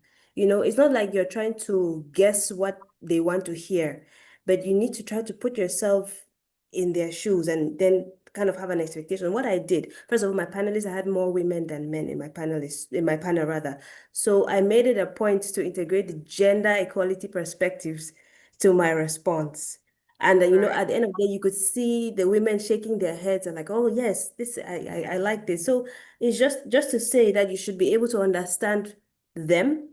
You are Yes. not guessing, but you kind of need to quickly understand your audience and know exactly what to say to them that would pull their attention, that would resonate with them. Yeah, I just Right. wanted to add that. Thank you. We often say read the room and Yeah. follow the trend, the direction with which your interview is going. And then, I mean, there is no good thing such as I usually tell people that you cannot go for an interview without studying. I didn't say read, without studying the job description for that particular role. Because Beryl would bring in a gender equality dimension to this because that might have been mentioned somewhere within the JD, which people are more likely to neglect. And then she took that to her advantage and it stood out for her. So always take your time to study the job description very deeply. The questions would always come from there. They will not come from somewhere else. They would most time come from there. And the other day I did an exercise with people on my WhatsApp. I wrote on my WhatsApp status that can you Google your name and see what the internet would bring to you? What the internet knows about you. And a few people pulled it up and they were super excited. It was strange to them, like, ah, does it mean if somebody types my name out, this is what they'll see about me? So AI brings together your Facebook, your Instagram, your Twitter, your LinkedIn, everything all put together. So if you've not done that before, do that right now. If there are things which you'd like to take off your profile, go ahead and do that right away. If you're building a professional profile, be sure that you have a clean record online because when people see those things, nobody comes to ask you a lot of questions. So, Bertrand, I'll be sending the next question your way. So, did you have anybody? I know Dr. Paul talked about at least speaking to somebody. And we live in an epoch where people want to just go low key, do things, and before you know it has happened, turned out well for them. In your case, did you have somebody review your CV before you uploaded it on your UVP? Stanley mentioned that though you may have a profile, for every time you're about applying for a role, it's good to go back and try and update that profile you have there. It should be a living document. It should be in real time, right? So did you have somebody who reviewed your CV for you prior to applying for the role you occupied as UNV? Over. Good afternoon, Marita. Thank you very much. Greetings to everybody who is on the webinar. I usually tell people that before you embark on a journey, there is a need for you to know the different routes. And for you to know that, you need to find out. Yes, in my case, I did work with my PHR, being HR and having been on both sides, either on the panel or as a candidate. It was very important I share with other PHRs. The point being that one of the things is clarity. Yes, I've looked at my CV, but there are some little things that I might not notice that some other person is going to notice. The second point is that we're moving in a trend of where you have integrated systems that do a primary review of applicants, the applicant trends. So sharing it with my P is to make sure that my CV is actually an applicant tracking system friendly. Then the next thing is, in certain contexts, people want to see what you have achieved or your accomplishments. It is needless copying just the responsibilities that are on the terms of reference and pasting. So it helped me drift partially from the responsibility-based CV to a hybrid which took into consideration the accomplishments. All that did it showcase actually what I've done and what I'm able to do. And it did position me like a good candidate. And I found myself at the regional office. So summarily, that is it. You make a difference by having opinion from different people. Honest opinion, really. Right? Thank you. Over to you, Marita. Thank you. Thank you so much. I mean, there is nothing as good as having somebody review your CV. I've been doing that for a couple of years now, and I'm also always very excited with the turnout because most of the CVs I've reviewed, especially for UNV, always go through the long listing phase. So it's always important for you to have someone look at it, no matter how good you work on it. I'm not saying that the same to me last minute. No, I have a life, I have a job as well. I have many things happening in my life. So don't see a job today and you send to me the next minute saying I should review. I wouldn't do that. I'm happy to do this with you so that the next time you're applying for a job, you're able to know how to go about it. So my objective is to empower you so that you can empower another person, like passing on the light, not just reviewing and sending back to you. No, we do it together. And the next time you send it, you do it all by yourself. So I'll be turning it over to to Marriane. Um, what I mean, let's take it over to your. I know you have two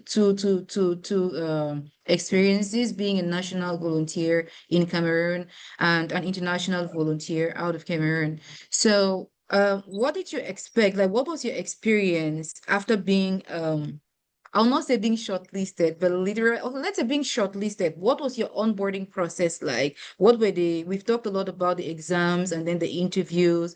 What was your onboarding and relocation phase like? Was it really easy? Was it smooth? What are some experiences you got in that phase? Thank you, Nangs. Really, as humans, myself being going to an unknown location, like in Cameroon, I was selected to serve in Menganga. I've never been in Menganga. That was my supposed to be my duty station. The first instance is the fear of the unknown, but this is my country. As a journalist, I've gone to remote areas, and I was looking at the experience in terms of that field. But the excitement of you've wanted this thing for long, so the place wherever it is should not move you. And what the organization, your host organization does to you is they let you know that you're being covered. Like you don't just go there on your own. You have the full backing in terms of like security, because that's why they go through all this process, because they need to check even health wise. After you've taken, you have to go through like health check to ensure that you're being taken in this healthy and mind body set. So they are taking a healthy person, and they have a right to protect that person. So the assurance came in both from UMV and my host organization, even though like it was a new place for me. So in terms of onboarding, I had that assurance, and go ahead. I would say blessing from both the UMV country office and also my host organization. In fact, I was taking in terms of like traveling, they took care of my travel relocation from where I was, which was in Yaoundé to Menganga. Now, in terms of Menganga, all these things. That's why Stanley made mention of family, non-family duty station, but in Cameroon we don't have that. That's international. But in Cameroon, they tell you, there's a description where they describe the place to you, so you know this thing. You go and read it. You say this is how Menganga is. You don't have this, you don't have this, so you're ready. You're ready in your head. But I believe that the assurance that came from both of these organizations make things quite smooth for me in terms of integration. What I experienced a little bit of challenge was the onboarding when I was going for the international UNV volunteer. Why? Because in terms of why going for the UNV, I had a little baby, and this was going to a place I don't know. It was written that family duty station, but when I was calling like my other colleagues that were already in this duty station, the news that I got was it's not really family like family. Mhm. So you will want to first of all come and read the place, read the environment before you want to bring like a young baby there. And that Mhm. made me to be scared. So it's good to really speak. I didn't have that opportunity to speak with the focal point on in terms of like how to integrate as a family person, like carrying my family along. In that decision, I had to leave my daughter to first of all go, which was a very difficult decision for me to take. I think that was my hardest decision yet, because she was a baby. I almost declined. I remember that I've said I almost declined that offer because I was looking at her. Is this worth it? But thank God for a very supportive partner. But that was my challenge in terms of like, when you're bringing your family along. So I went there. Sorry, I got distracted by a chat. I saw my name on the chat asking for a question, but I want to say that international, you need to speak. You need to be in constant communication with you have like a UNV focal point. You also have like the recruitment, like the focal point that they are taking you in, where you'll be supporting, where you'll be working. There'll be a focal point in your interaction in the emails.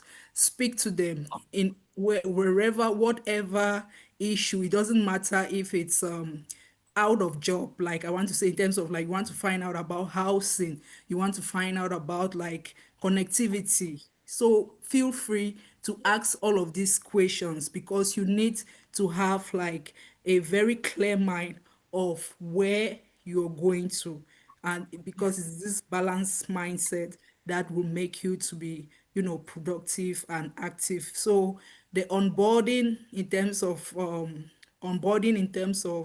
the role itself, it Battery, was an battery. ease, but the only issue was like in terms of like the socials and bringing your family, that gave me a little bit of challenge. So it's good to always speak with people, your focal point, Mm-hmm. and the people who are already there to understand the duty Mm-hmm. station that you're getting into. Right. Thank you. Okay. Thank you very much. I mean, it's really not easy. The challenges of family related person, like someone who's married, would basically not be the same like someone who's unmarried, and they always face challenges both ways. So you want to really look into all of this. I just want to clarify a little bit. We've been using a couple of concepts which we probably clarified during the first session, but just to shed a little bit of light, a host entity is your organization that's recruiting for that position. You would never see the role on UVP if an organization is not requesting for that position. And if you've been able to exploit UVP or explore UVP, you discover that whenever you're being hired, there is an organization that the UNV is recruiting that position on behalf of.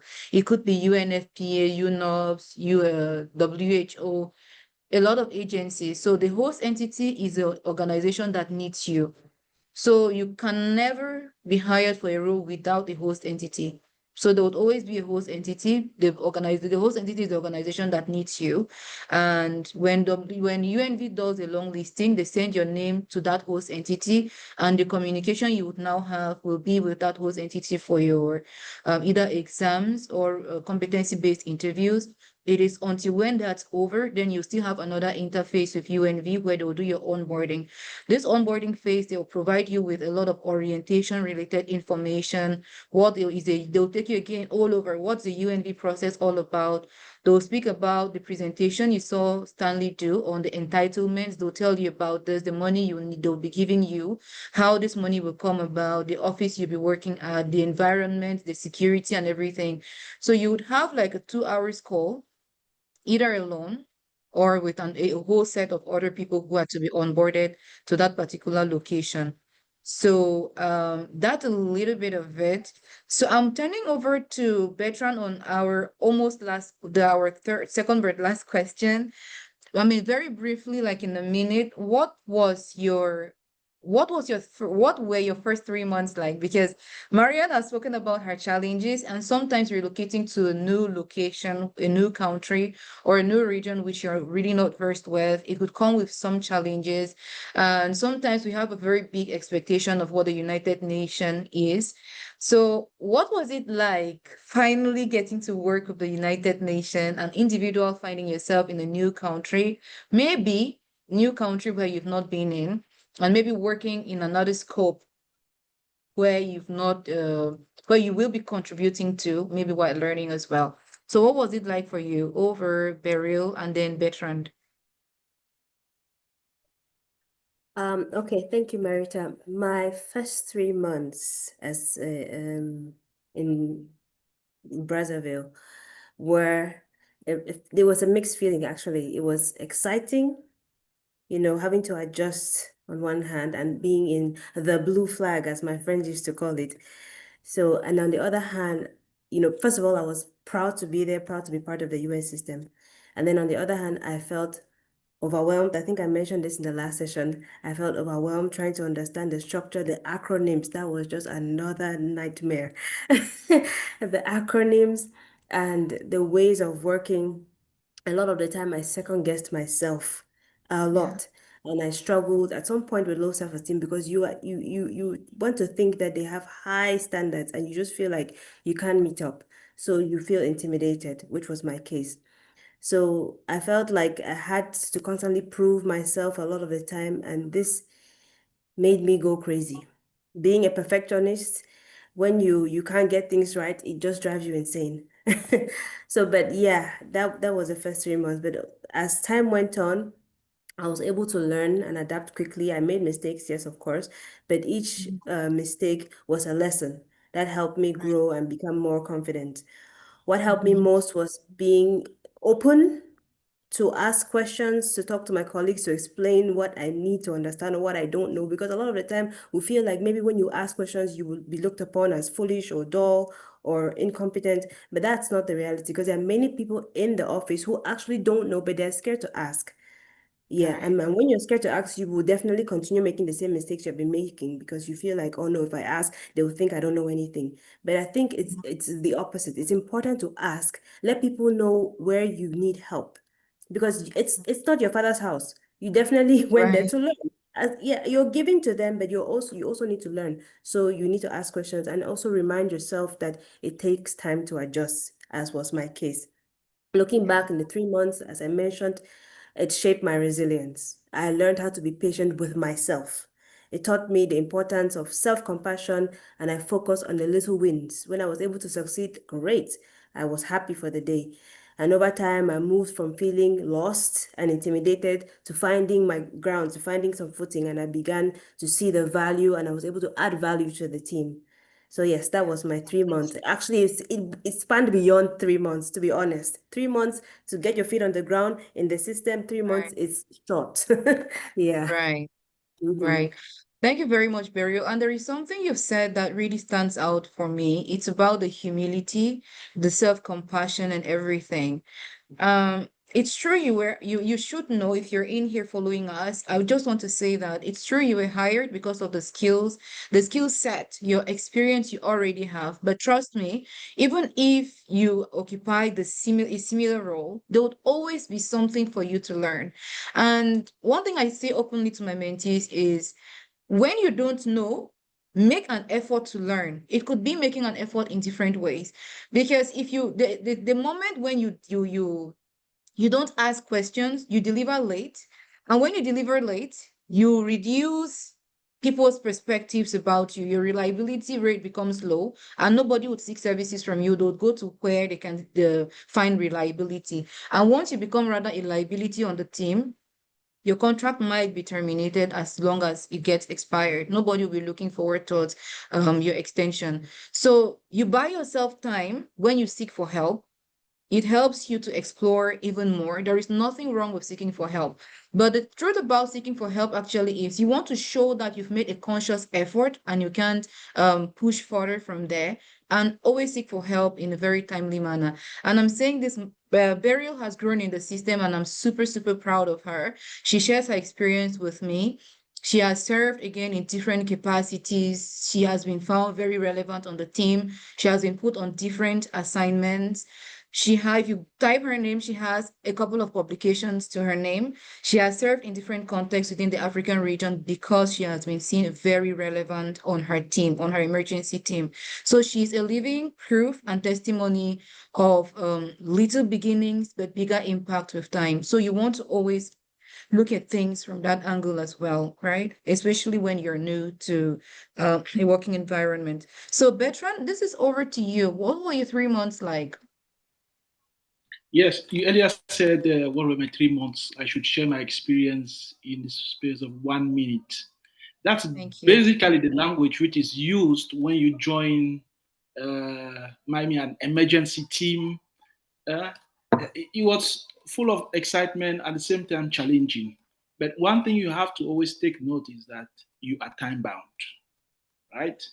Nobody Right. waits for you. So my first 3 months actually it was more of a learning and building relationships because my position was more about interacting with people in terms of HR. Uh, that aside, you need to know the different frameworks. And for you to do that, you have to be humble enough because as you get in as an international, At times you're put in a supervisory position. But how do you get to know what the others are doing, the junior staff or the local staff? If you're not humble enough, you'll be ruled out of the game. That's point number one. Point number two is you building relationships with the people or the clients with whom you work. You're at a regional level where you're serving, let's say, 47 countries. Requests are coming from left and right. First things first, know the immediate people you have to work with. Know the names. I'll make emphasis on aspect of cultural diversity. I did share my experience one time that when I joined, I had to hit the road and I sent out a message to someone without putting the person's title. But imagine what came back after. An email precisely that you have to make mention of my title and my full name. So that's it. Plenty of learning continuously, humility, you build resilience. You should be flexible enough and open for critics. Thank you. Over to you, Marita. Talking about critics, Betrand, thank you very much for saying that. Do you think there was something you learned about in due course? Is there anything you think you would have done better while preparing for your UNV role, or say maybe during that phase? Is there any improvement when you look back? Is there something you could have done different? The language I use right now with my fellow friend francophone is ton travail c'est le travail. Ton travail c'est chercher le travail. So do your assignments. We all know right now that interviews in the UN system are competency based. From the moment you even apply or you get to the late stage where you are shortlisted, please start doing your research on the different competencies for that position. Start doing simulations, or you identify somebody who is going to help you do simulations. Create a story bank and leverage on your experience. So those are the key things that if I have to do, or if I am called to do, I'll do better because I have taken time to reflect on that and build my capacity on building stories, doing competency-based interviews, right? Researching the values and the missions of the organization, which actually creates a difference when you're on the panel. Thank you. Right. Thank you very much. So before I move on to the last question that involves us all, I want to say to everybody who's listening to us now that you discover from the responses of all our panelists that you can't share experience, you can't respond to competency-based interview questions without the experience. So as it stands, if you have the opportunity to keep building your experience, go ahead and do it. I did a lot of voluntary work for over 7 years.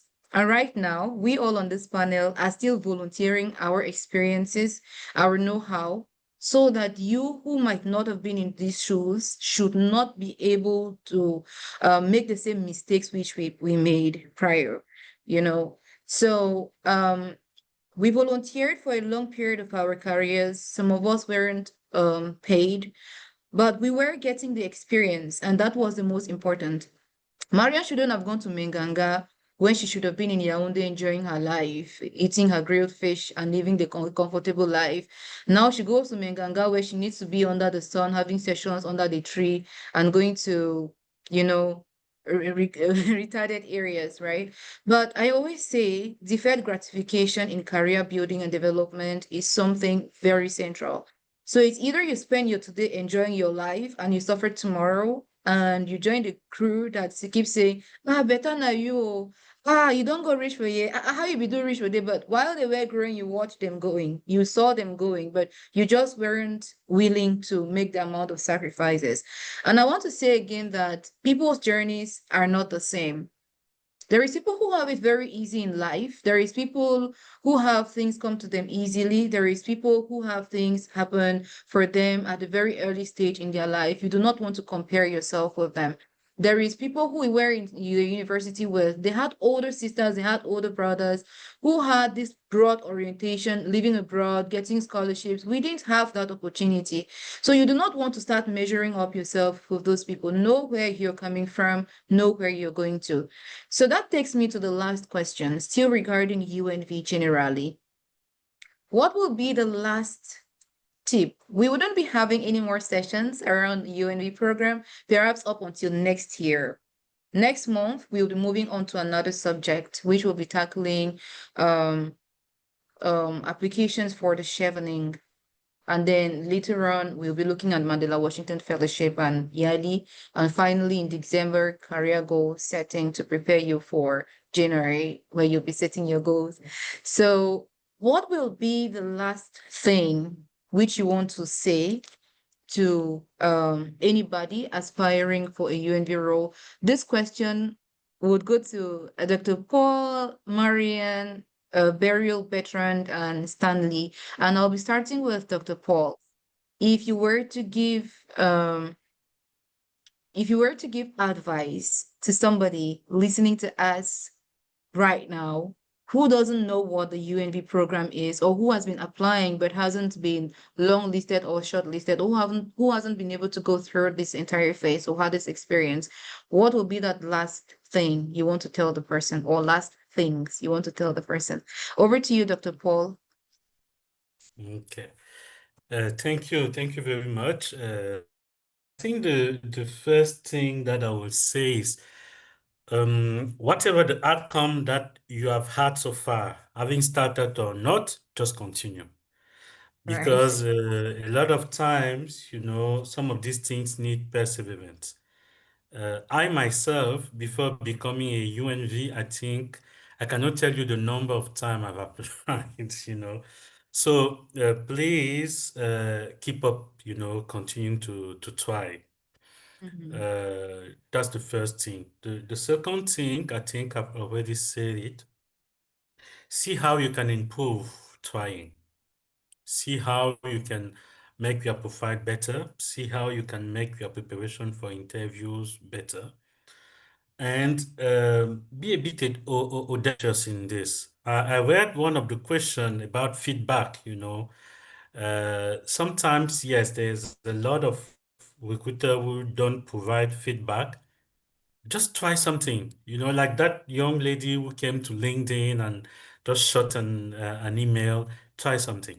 You go to somebody, I don't know. Just try. There's nothing you lose trying. You go beyond the border and try something that could help you improve. That would be the other thing that I want to add. And maybe the last point is try also for yourself. It should not only be about getting the UNV position or other type of position. If you don't get it, at least get something for yourself. That's why I really echo the advice on building your profile and everything. Yes, you can do it. It could help you to get the position in UNV or to something else. But if it doesn't, at least you have a nice and professional profile. Same in the CV. Just try it the best you can. Maybe it will not work for UNV or for something else, but you will end up having a good CV. Same for the interview. And you don't know where this thing will be helpful. You can give everything to the UN, to UNV, to anything. Maybe it's not your path. But whatever improvement that you are doing, this will be for you. So do it also for yourself, and then things will be. Uh, uh, you never know where things will work out for you. I think these are a few things that I can add to the very interesting discussion that I can hear from colleagues today. Thank you.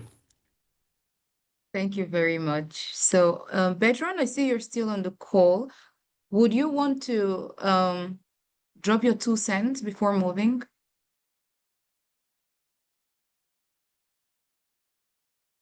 If you're speaking, you're still muted.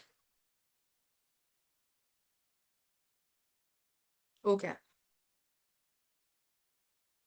Perhaps while waiting, I would move on to Beryl.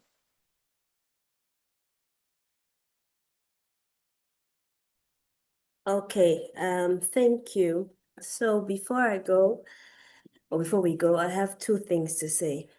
As you think about applying, with there's so many people applying for the same role, what will you do to help your profile stand out?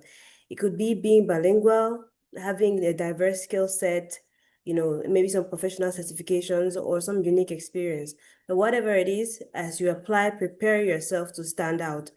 There are people who have gotten jobs that may not have been the perfect candidate because maybe they had just basic entry-level French and they were selected over someone who had better qualification and experience.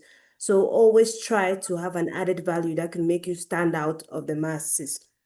And the second thing I wanted to say is it's important to prepare for an interview. We cannot overemphasize on this. Let's not take it lightly. It's true, they are human beings. We're all there it's a discussion, but it's not a chat. We're not chatting. An interview is your chance to show who you are and what your CV cannot capture. So I'm not saying that this to scare you or to scare anyone, but it's just to remind you that we need to be intentional about preparing for an interview. It's not a casual discussion. It's your moment to demonstrate your value. Thank you. Thank you. In other words, sell yourself well. If you sell yourself cheap, you wouldn't get it. So prepare well and sell yourself properly. So, Stanley, are you there? Yes, I'm very much still here following the Okay, conversation. sure. Over to you. Thank you very much, Marita. And I've captured quite a lot of things here. I don't know if I was meant to summarize or just to answer the question because I have a bit of things that I need to share with the participants before they leave. And whenever I'm doing a discussion or a webinar, I tell people you can forget everything, but there are things that you can't afford to forget. For now, I'll answer the question, but if you give me a chance, I'll also just to recap what I've picked from my previous speakers. So, how to position yourself first? I'll go with the 5 P's. Proper prior preparation prevents poor performance. Proper prior preparation prevents poor performance. So that means you really need to prepare. Preparation. People say that and we can't say it enough. Being audacious, you have to be audacious, as my seniors put it. That sometimes opportunity might just be presenting itself, and if you're not audacious enough, you will keep telling people stories. So don't be a storyteller, but be audacious. My personal journey, I can say I've taken the audacity to approach people who really held my hand within the system. The other thing, position yourself. This is by showcasing what you are capable of. You know, if you have the opportunity to do an online assignment, show them that you can do graphic design, so that when someone is looking for a graphic designer, they don't have to struggle. You become their first choice when they're looking for that. The other thing is networking. This is beyond books, so you really need to uh, have time to meet people, attend such forums that people are exchanging knowledge, and you will end up getting to get what you will even uh, get from elsewhere. And then finally, keep trying, don't stop trying. Thank you, and back to Marita. Thank you so much. I think the internet might have kicked out Marriane. Marriane, if you're connected with another number, please let us know, but we would move Yeah, forward. No, Okay. Marriane is online. yeah. Okay. The Marriane, internet. please go on. I'm not sure why I can't see you paint. Yeah, I Okay. was kicked out for a while, so I just signed in. Okay. Um, so so this is final tip to participants, right? Mhm. Okay. So not to really emphasize on what my other colleagues have mentioned before, but really I want to say this because it is something that I think that is really important given like the current phase and context of the humanitarian sector, the development sector right now, with funding going down the drill. You will see some of these positions still being advertised because of the need, but because of no funds, people want to get 2 for 1. What I mean is they might be going for example, a communication officer, but they want someone who can do many other things, graphic design, public speaking, like a whole lot of other things. And I want to mention that I see like a lot of Cameroonians be connected here. I also want to say this in terms of someone mentioned, I don't know if it's Beryl or Stanley, about being bilingual. This is a tip that I want to say that most of the time, we don't know like this asset that we have in terms of being able to speak another language. Like you are an English and an Anglophone by person, but you could speak and understand French. That is an asset that you should sell and milk to the organizations that you are applying for. For an organization like WHO that serve 47 member states, you have 20 of them that are French speaking. Imagine that they advertise his position and they are looking for candidates, and you can speak more than you speak and express yourself more than just in one language, just English and French. That's the capacity that they'll go for. Given like there is no, the organizations are really struggling in terms of like the recent, like the aid sector. So if this is still your cup of tea, you will want to, go for an additional asset from what you have. And if you are selected, which I know that most of you will be selected, because just by attending this session, this is it, like attending career sessions like this, listening to people who are already in the system, listening to coaches. Like it's not easy to have like a recruiter like Dr. Paul here connected. He's giving you like what he's looking out for, what he looks out for. So I believe that from this, you will be able to arrange your profile quite well to be able to stand out. And once you're being selected, milk on your experience as a UNV. You want to build on it, like the experiences that you have. Beryl will be my weakness. She has gone to several positions. Like there are times that I have friends who to go and train other persons, but they don't know much of these things because they just see it like a day to do tasks. But mind you, if you sell yourself, we have LinkedIn, this is what you're doing, even as a UNV. You have to make use of those opportunities that you have been given as a UNV to put it out there. That is how you stay relevant in the job sector, not sleep on your day-to-day activities. Just sell it out. Whatever you're doing in your day-to-day, the added value that you're bringing, always communicate it in your presence on, I would say, social media, and also document your activity. So that would be my tip. And I want to end by thanking you, Nangs, for this opportunity. It's a vote of thanks because really I've had a lot of people always come to me to ask me how is this UNV thing all about? And really this opportunity that you've given, I had taken the link. It's not easy. I will not lie that some of us, not that we don't have the heart to do it, but it takes a lot of preparation. It takes a lot of dedication to come out of what you're doing on a day-to-day basis to set out time for this. So this was an opportunity to take this link and share to several of these people who have been asking, and I believe that they have joined, and I also believe that they've been able to learn from this process. So thank you, and thank you to everyone who connected. Thank you so much. Thank you. So extraordinarily, just to say again to you that Marriane has grown in the system as well. I'm very super excited. The first person I spoke about this with was her. She has been a UNV at national level, at international level, and she has gotten a staff role, a mid-level role as a staff. So this again is to tell you it is always very important every step you take on the way to your own personal career development, and nobody can take it more serious than yourself. And there is also my colleague Elodia in the chat. We might not have gotten to you earlier, Elodia, but I would like to get a last tip from you before we go back to the chat where we take questions and answers that have not been addressed. Elodia, are you there, Chiela? Yes, good afternoon, good morning, everyone, and thank you very much, Marita, for giving me this opportunity. I have been listening quietly, and wow, I'm just very happy, very impressed to see that we share this experience with most of people.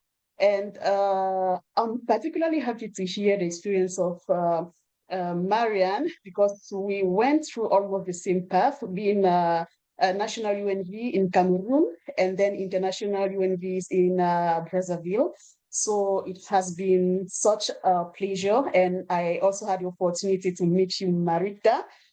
You are very brilliant person that I always admire, and Betrand that I met as a HR specialist and Beryl with this huge background. And today we have the opportunity to hear from someone like Dr. Paul. So this session is particularly amazing. And thank you as well to our colleague from Nairobi for taking us through this entire process. What I particularly like about this session is the fact that it's practical, So having this platform to lead people step by step through the process, because sometimes we talk about what's UNV, but still people see it as something that's really far, but it's just in our computer, just open your computer. And from what was described here by Stanley, you could see that anyone can get it. So it's no longer a mystery. It's just like all of you said, having this opportunity to prepare, to network. And I think Stanley summarized it better than me. So one word I would like to say is resilience. Please keep this word, because resilience is something you should have when you are going through this process. And something I learned in the UN system is that I don't know if there are more appliers, if you borrow me this word, more appliers in this world than UN staff, because you will meet people at a high level position and they will tell you, I've been applying for 10 or 1,000 other positions. So I remember when I started this process, that was in 2015, and I got the first position in 2019 after I cannot count the number of applications I went through. And what I can say is that patience and resilience really help, and also the networking. And thanks to all my mentors. And also think of it, having a mentor or several mentors, it helps. So I will not take much of your time. Today is Sunday, and sorry that I could not open my camera. I'm really in the Sunday mood. So thank you very much, everyone, and have a wonderful rest of the weekend. Thank you so Back much, to you, Elodia. Marita. Thank you so much. And again, to indicate that Elodia had quite a vast experience in Cameroon. We are mostly Cameroonians, but this platform is open globally. I think today we have participants joining, I guess, from Cameroon, Morocco, Zambia. I think there should be France as well, Canada as well. So we're opening up the platform for just everybody.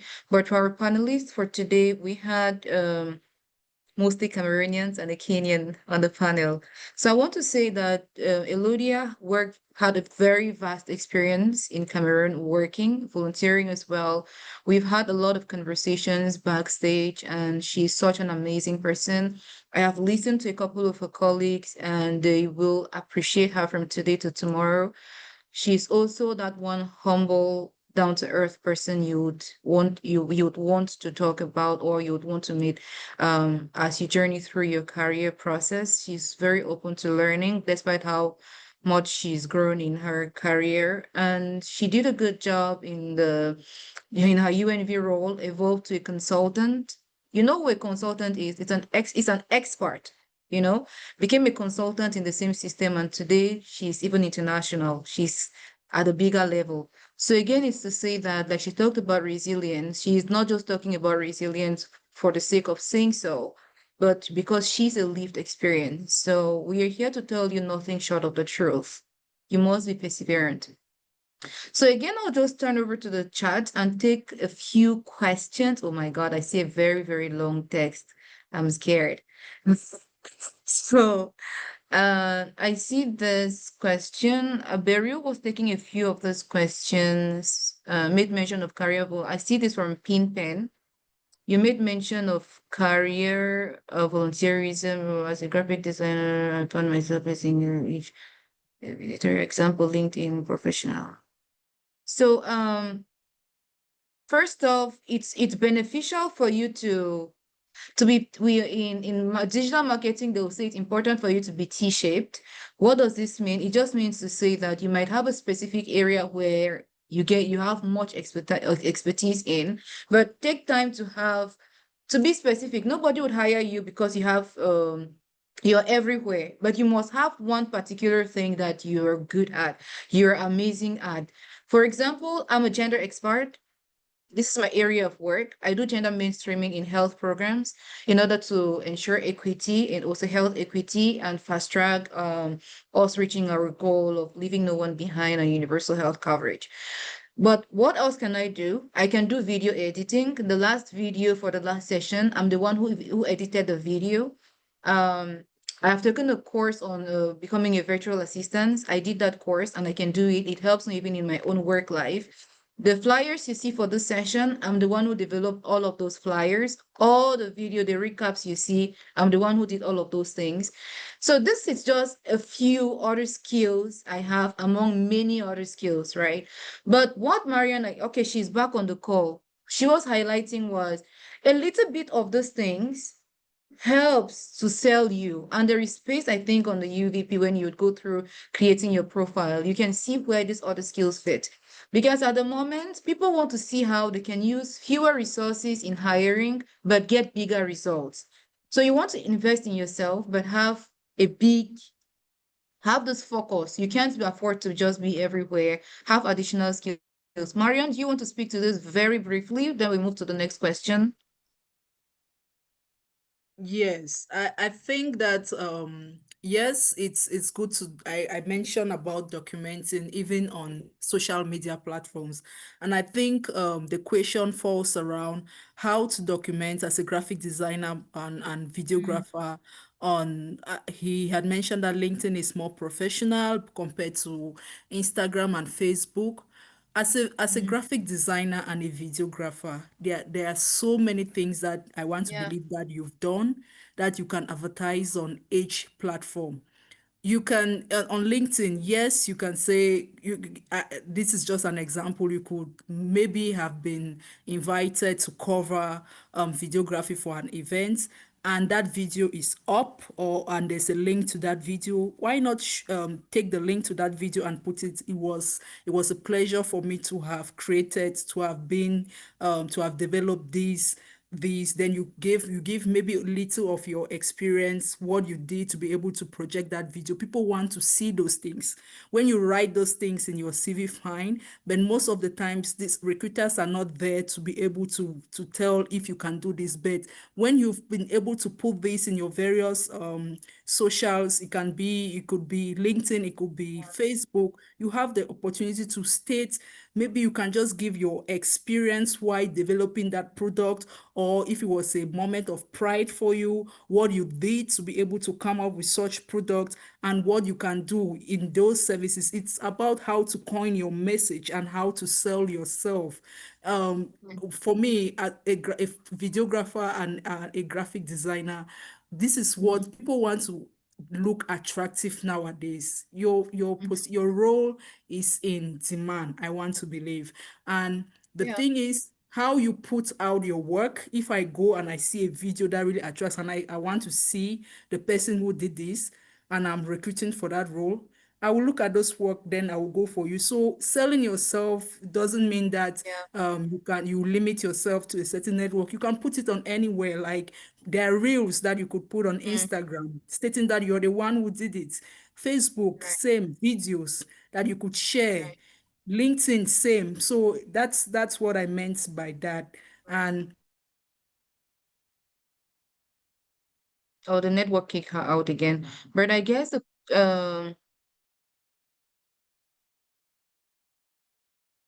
she I see the network kicked her out. I'll take the next question, but I guess the question was answered. I'll take the next I see from Eleonora. Eleonora, I see your question is how long does it take for the UNV platform to long list candidates after the assignments and deadline deadlines? I think I saw that correctly. I would say before I turn it on to Stanley, I do not think there is a specific deadline. The recruitment timeline matters as well. And once is the deadline for application, the organization, the UNV does a long listing and then sends the list to the host agency. It depends on how soon the host agency wants this role filled. So I think they will then prioritize that moving forward. So very briefly, Stanley, is there a specific time? Yes, of course. We have internal KPIs. We need to deliver within a certain period. So what happens is we, depending with the also the assignment, which may be requested earlier, but within the internal framework, there are KPIs that need to be delivered within that period. Okay. If you don't hear from the UNV office, maybe after shortlisting, maybe there are some other things that are happening behind the scenes, maybe communication between the host entity and UNV office that may not be relayed to you at that point, but there is something going on. Yeah. So Okay. So Eleonora, it is not the UNV platform that does the long listing. That's just, I think it's the application portal or also the platform, but behind at the back end, there is human beings working on it. So there can be other artificial intelligence that could be used in that long listing process, but that's the platform you use. But behind, like Stanley talked about, key performance indicators, they facilitate that. They are human beings, you know. So I don't know if that question is answered, but if not, feel comfortable to drop another follow-up question. Dr. Paul, I'll send to you this question. It's very long, but I'll read it out. It says most of the jobs I find on UNV platform requires you to have educational certificates in those fields, whereas I have a degree in English modern letters and 7 years experience in the field. This usually gives me a slow spirit to apply because I do not have a degree in field related I do not have a degree in related field like human resources,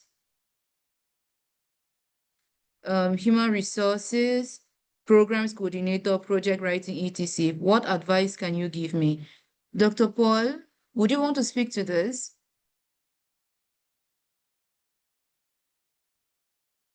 Okay, maybe.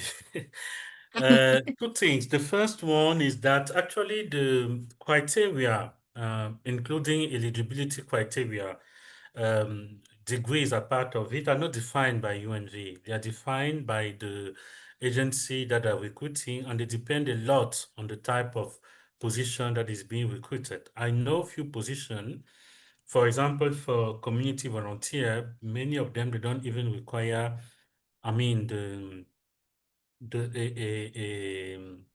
a university degree. So it really depends on the type of position. That's the first thing. The second thing is that even the way the degree are framed, from what I know, and this is actually across the UN, is in general, it's general actually. So we don't say, for example, we want somebody who has a master in English or French, especially except if the position is that specific. In general, Yeah. they will, if they want somebody for that, they will say maybe we need somebody who has a, I don't know, a language, a degree on literature or language, something. It's generally, you know, a bit general. This is how you have to look at it. So it gives options for a lot of people to have access. I know people who have degrees in English or French, I don't know, you know, language degree, but who were able to Yeah. be recruited for program position because actually, I mean, social, it was framed like we need somebody who has a degree in social, or sometimes somebody who has a master degree. You know, sometimes it's even very general like this. And then the specificity comes under the requirement. We need somebody who has some experience in programs and things like this. This is where it matters. So I think this is something that you might want to look a bit differently. Last point Yeah. on this is beyond the position you apply. If you feel that the direction that you want to take needs a specific diploma, please consider also building yourself on that. There might be some Exactly. specific areas where Mm-hmm. very specific diplomas are. Maybe you Needed. have Yeah. some experience on that. Just Mm-hmm. consider. You know, I'm psychologist by training. My initial university training, everything for me is psychology. But as I grew up as a manager in UNV, I had to learn, you know, Right. management and everything. So at a certain point of my life, I had to study these things. Right. So considering also the bigger picture and the, you know, the long-term things, this is also Mm-hmm. something that you may consider. So I hope I clarify Right. for this point. Thank you. Right. Thank you very much, Dr. Paul. I was about saying the same thing. If you're considering to get into a particular field, you want to build your career in that area. If you want to become a project manager also, you want to build your career in that particular area. So look at what is needed and you invest your effort in it. Languages are needed, but I also think that on the UVP prof on UVP, if you go there, just like Stanley had shown us, you would see a lot of jobs that has to do with your background. You see a lot of job openings, but if you're rather interested in the area in areas like project management and the rest, human resources, you may want to develop that area. But if you want to focus on languages, which is where you have your strong hold on, still go there. There are always jobs. I have come across a couple of those jobs. So you want to have a look deeply at which one. I always say that job searching is a job on its own. You can't be in search for a job and you don't want to do the job of job hunting, you know. So you just go to that platform, the UVP platform, and you'll see quite a lot of offers in your specialty. Most of the jobs I find on UVP require to, okay, that's answered, I guess. Uh, uh, okay, I think Pimpin repeated her question. Please, we have the evaluation link shared in the chat. Please help us evaluate the session. You have today's session thanks to what other people provided feedback on. So please kindly provide us feedback and we'll see how to make the next session better or tailor towards your needs. Okay, I think Pimpin, I don't know if this is your name, but this is the name I see here. You've been asking the same question all around, but I hope this question has been answered. If it's not been, feel comfortable to ask us another question, Ngwe. I think your question has been answered already, but if it's not, feel comfortable to ask a follow-up question. Mm, how long does it take for the UND platform to long list? Eleanor, I guess this question has been answered. I don't know if you have, again, you need clarity, please feel comfortable to ask again. Can someone be taken for a UND position without a host organization? Ibanga, does anybody want to speak to this away from in addition to the response?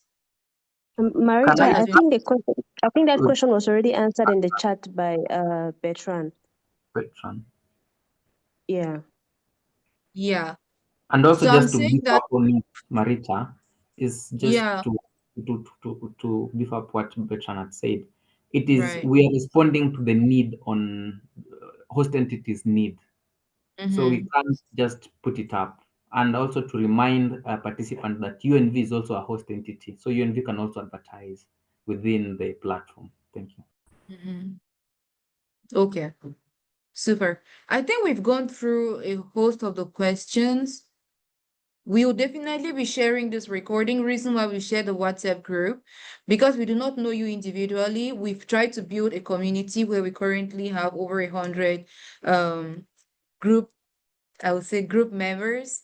If you need this recording, please join this WhatsApp group. We always share the presentations and the session recordings on this WhatsApp group. And for other updates or important things that may add up to your career development process, you can join that group. That would be another platform through which we can keep in touch after this. Can you use the same profile to apply for diverse assignments? I think Bertrand answered this. Yes, you can, but you need to change it. You need to not change it, but you need to improve it as the time goes on. So I think a lot of the questions have been answered, except there is another question that I haven't read out yet, or that has not been addressed. I got an acceptance on the UNV to teach English language. Oh, great. To some Bangladesh students, but a document was shared to me saying an online volunteer is not considered a UNV and has allowances. Can I go to that? Yes, Stanley, can you take this question? Thank you. That must be an online volunteer opportunity where they have a certificate of service at the end of the assignment. So basically, what happens during an online volunteer, host entities or partners, you will not necessarily find a UN agency where they'll request for volunteers to help them maybe translate a language, do a campaign, and such like. Yeah. Thank you, and over. Okay. Thank you very much. I think all questions have been addressed, but before we close up this session for today, Stanley, are you able to introduce the colleague from Nairobi who has the upcoming event? He jumped into another meeting, unfortunately, but it's a session which is an on-site session. It's called African Employability Skills, where we are trying to, address issues do matters employability, and it's happening at the University of Nairobi on the, is it 14th? Come October, I just forgot the exact time. So Marita had requested if we can have a hybrid. He never confirmed that, basically, because most of it will be on site where we interact with students, potential employers, and such like. So, good thing he's been here for quite some time. He's followed the conversation, and he dropped his apologies to. He's actually on a meeting regarding the same. Uh, what is it called? The sessions. So they are reviewing some documents and the logistics. So in the near future, we is requested me to inform you that he'll also organize something that will invite us so that we can share this knowledge and create a community. So thank you, and back to you, Marita. Okay. Thank you very much. So, colleagues, we are at the end of today's session. We still have up to 31 participants in. I just want to thank you all for taking part in today's session. We've come to a close, but again, as a repeated thing we've seen in the chat over and over, it has been the request for interpretation, and yet we are looking forward to integrating interpretation. We are looking forward to seeking partnerships that would help us to afford room for interpretation for this moving forward. Winnie, there is Winnie who's in the chat. We will be working with her and her team on a team of interpreters moving forward by the time we are able to canvas for partnership and funding to be able for us to to be able to attach the webinar function to our Zoom, which we already have. So Stanley, please share the flyer to the session in the chat box. We will be adding that, and then we would open the session for our Francophone colleagues to be able to join us moving forward. So I don't have much to say. If we've not addressed your concern, the WhatsApp group is very much open. Let's take it up from there. And feel free to share your concerns. Feel free to ask any questions moving forward, and we will be more than happy to address your concerns. Again, please kindly fill the evaluation form to let us know how today's session went and other recommendations you might have for other sessions moving forward. So from our end, this is a little bit of it, and we look forward to having you again in our next session, which will be happening in October. So thank you very much. If you could please turn on your cameras to help us get maybe a group picture. Marriane, I'm not sure how to do that. Are you able to do that from your end? Get us a group picture. Let me try doing that. For those who Okay. can keep their cameras open, please kindly keep your cameras open. But for those who can't, it's very okay. We would have a group picture and then we share on the group, on the WhatsApp group. Okay. I hope I can. Okay, so one, that would be 1, 2, let's see.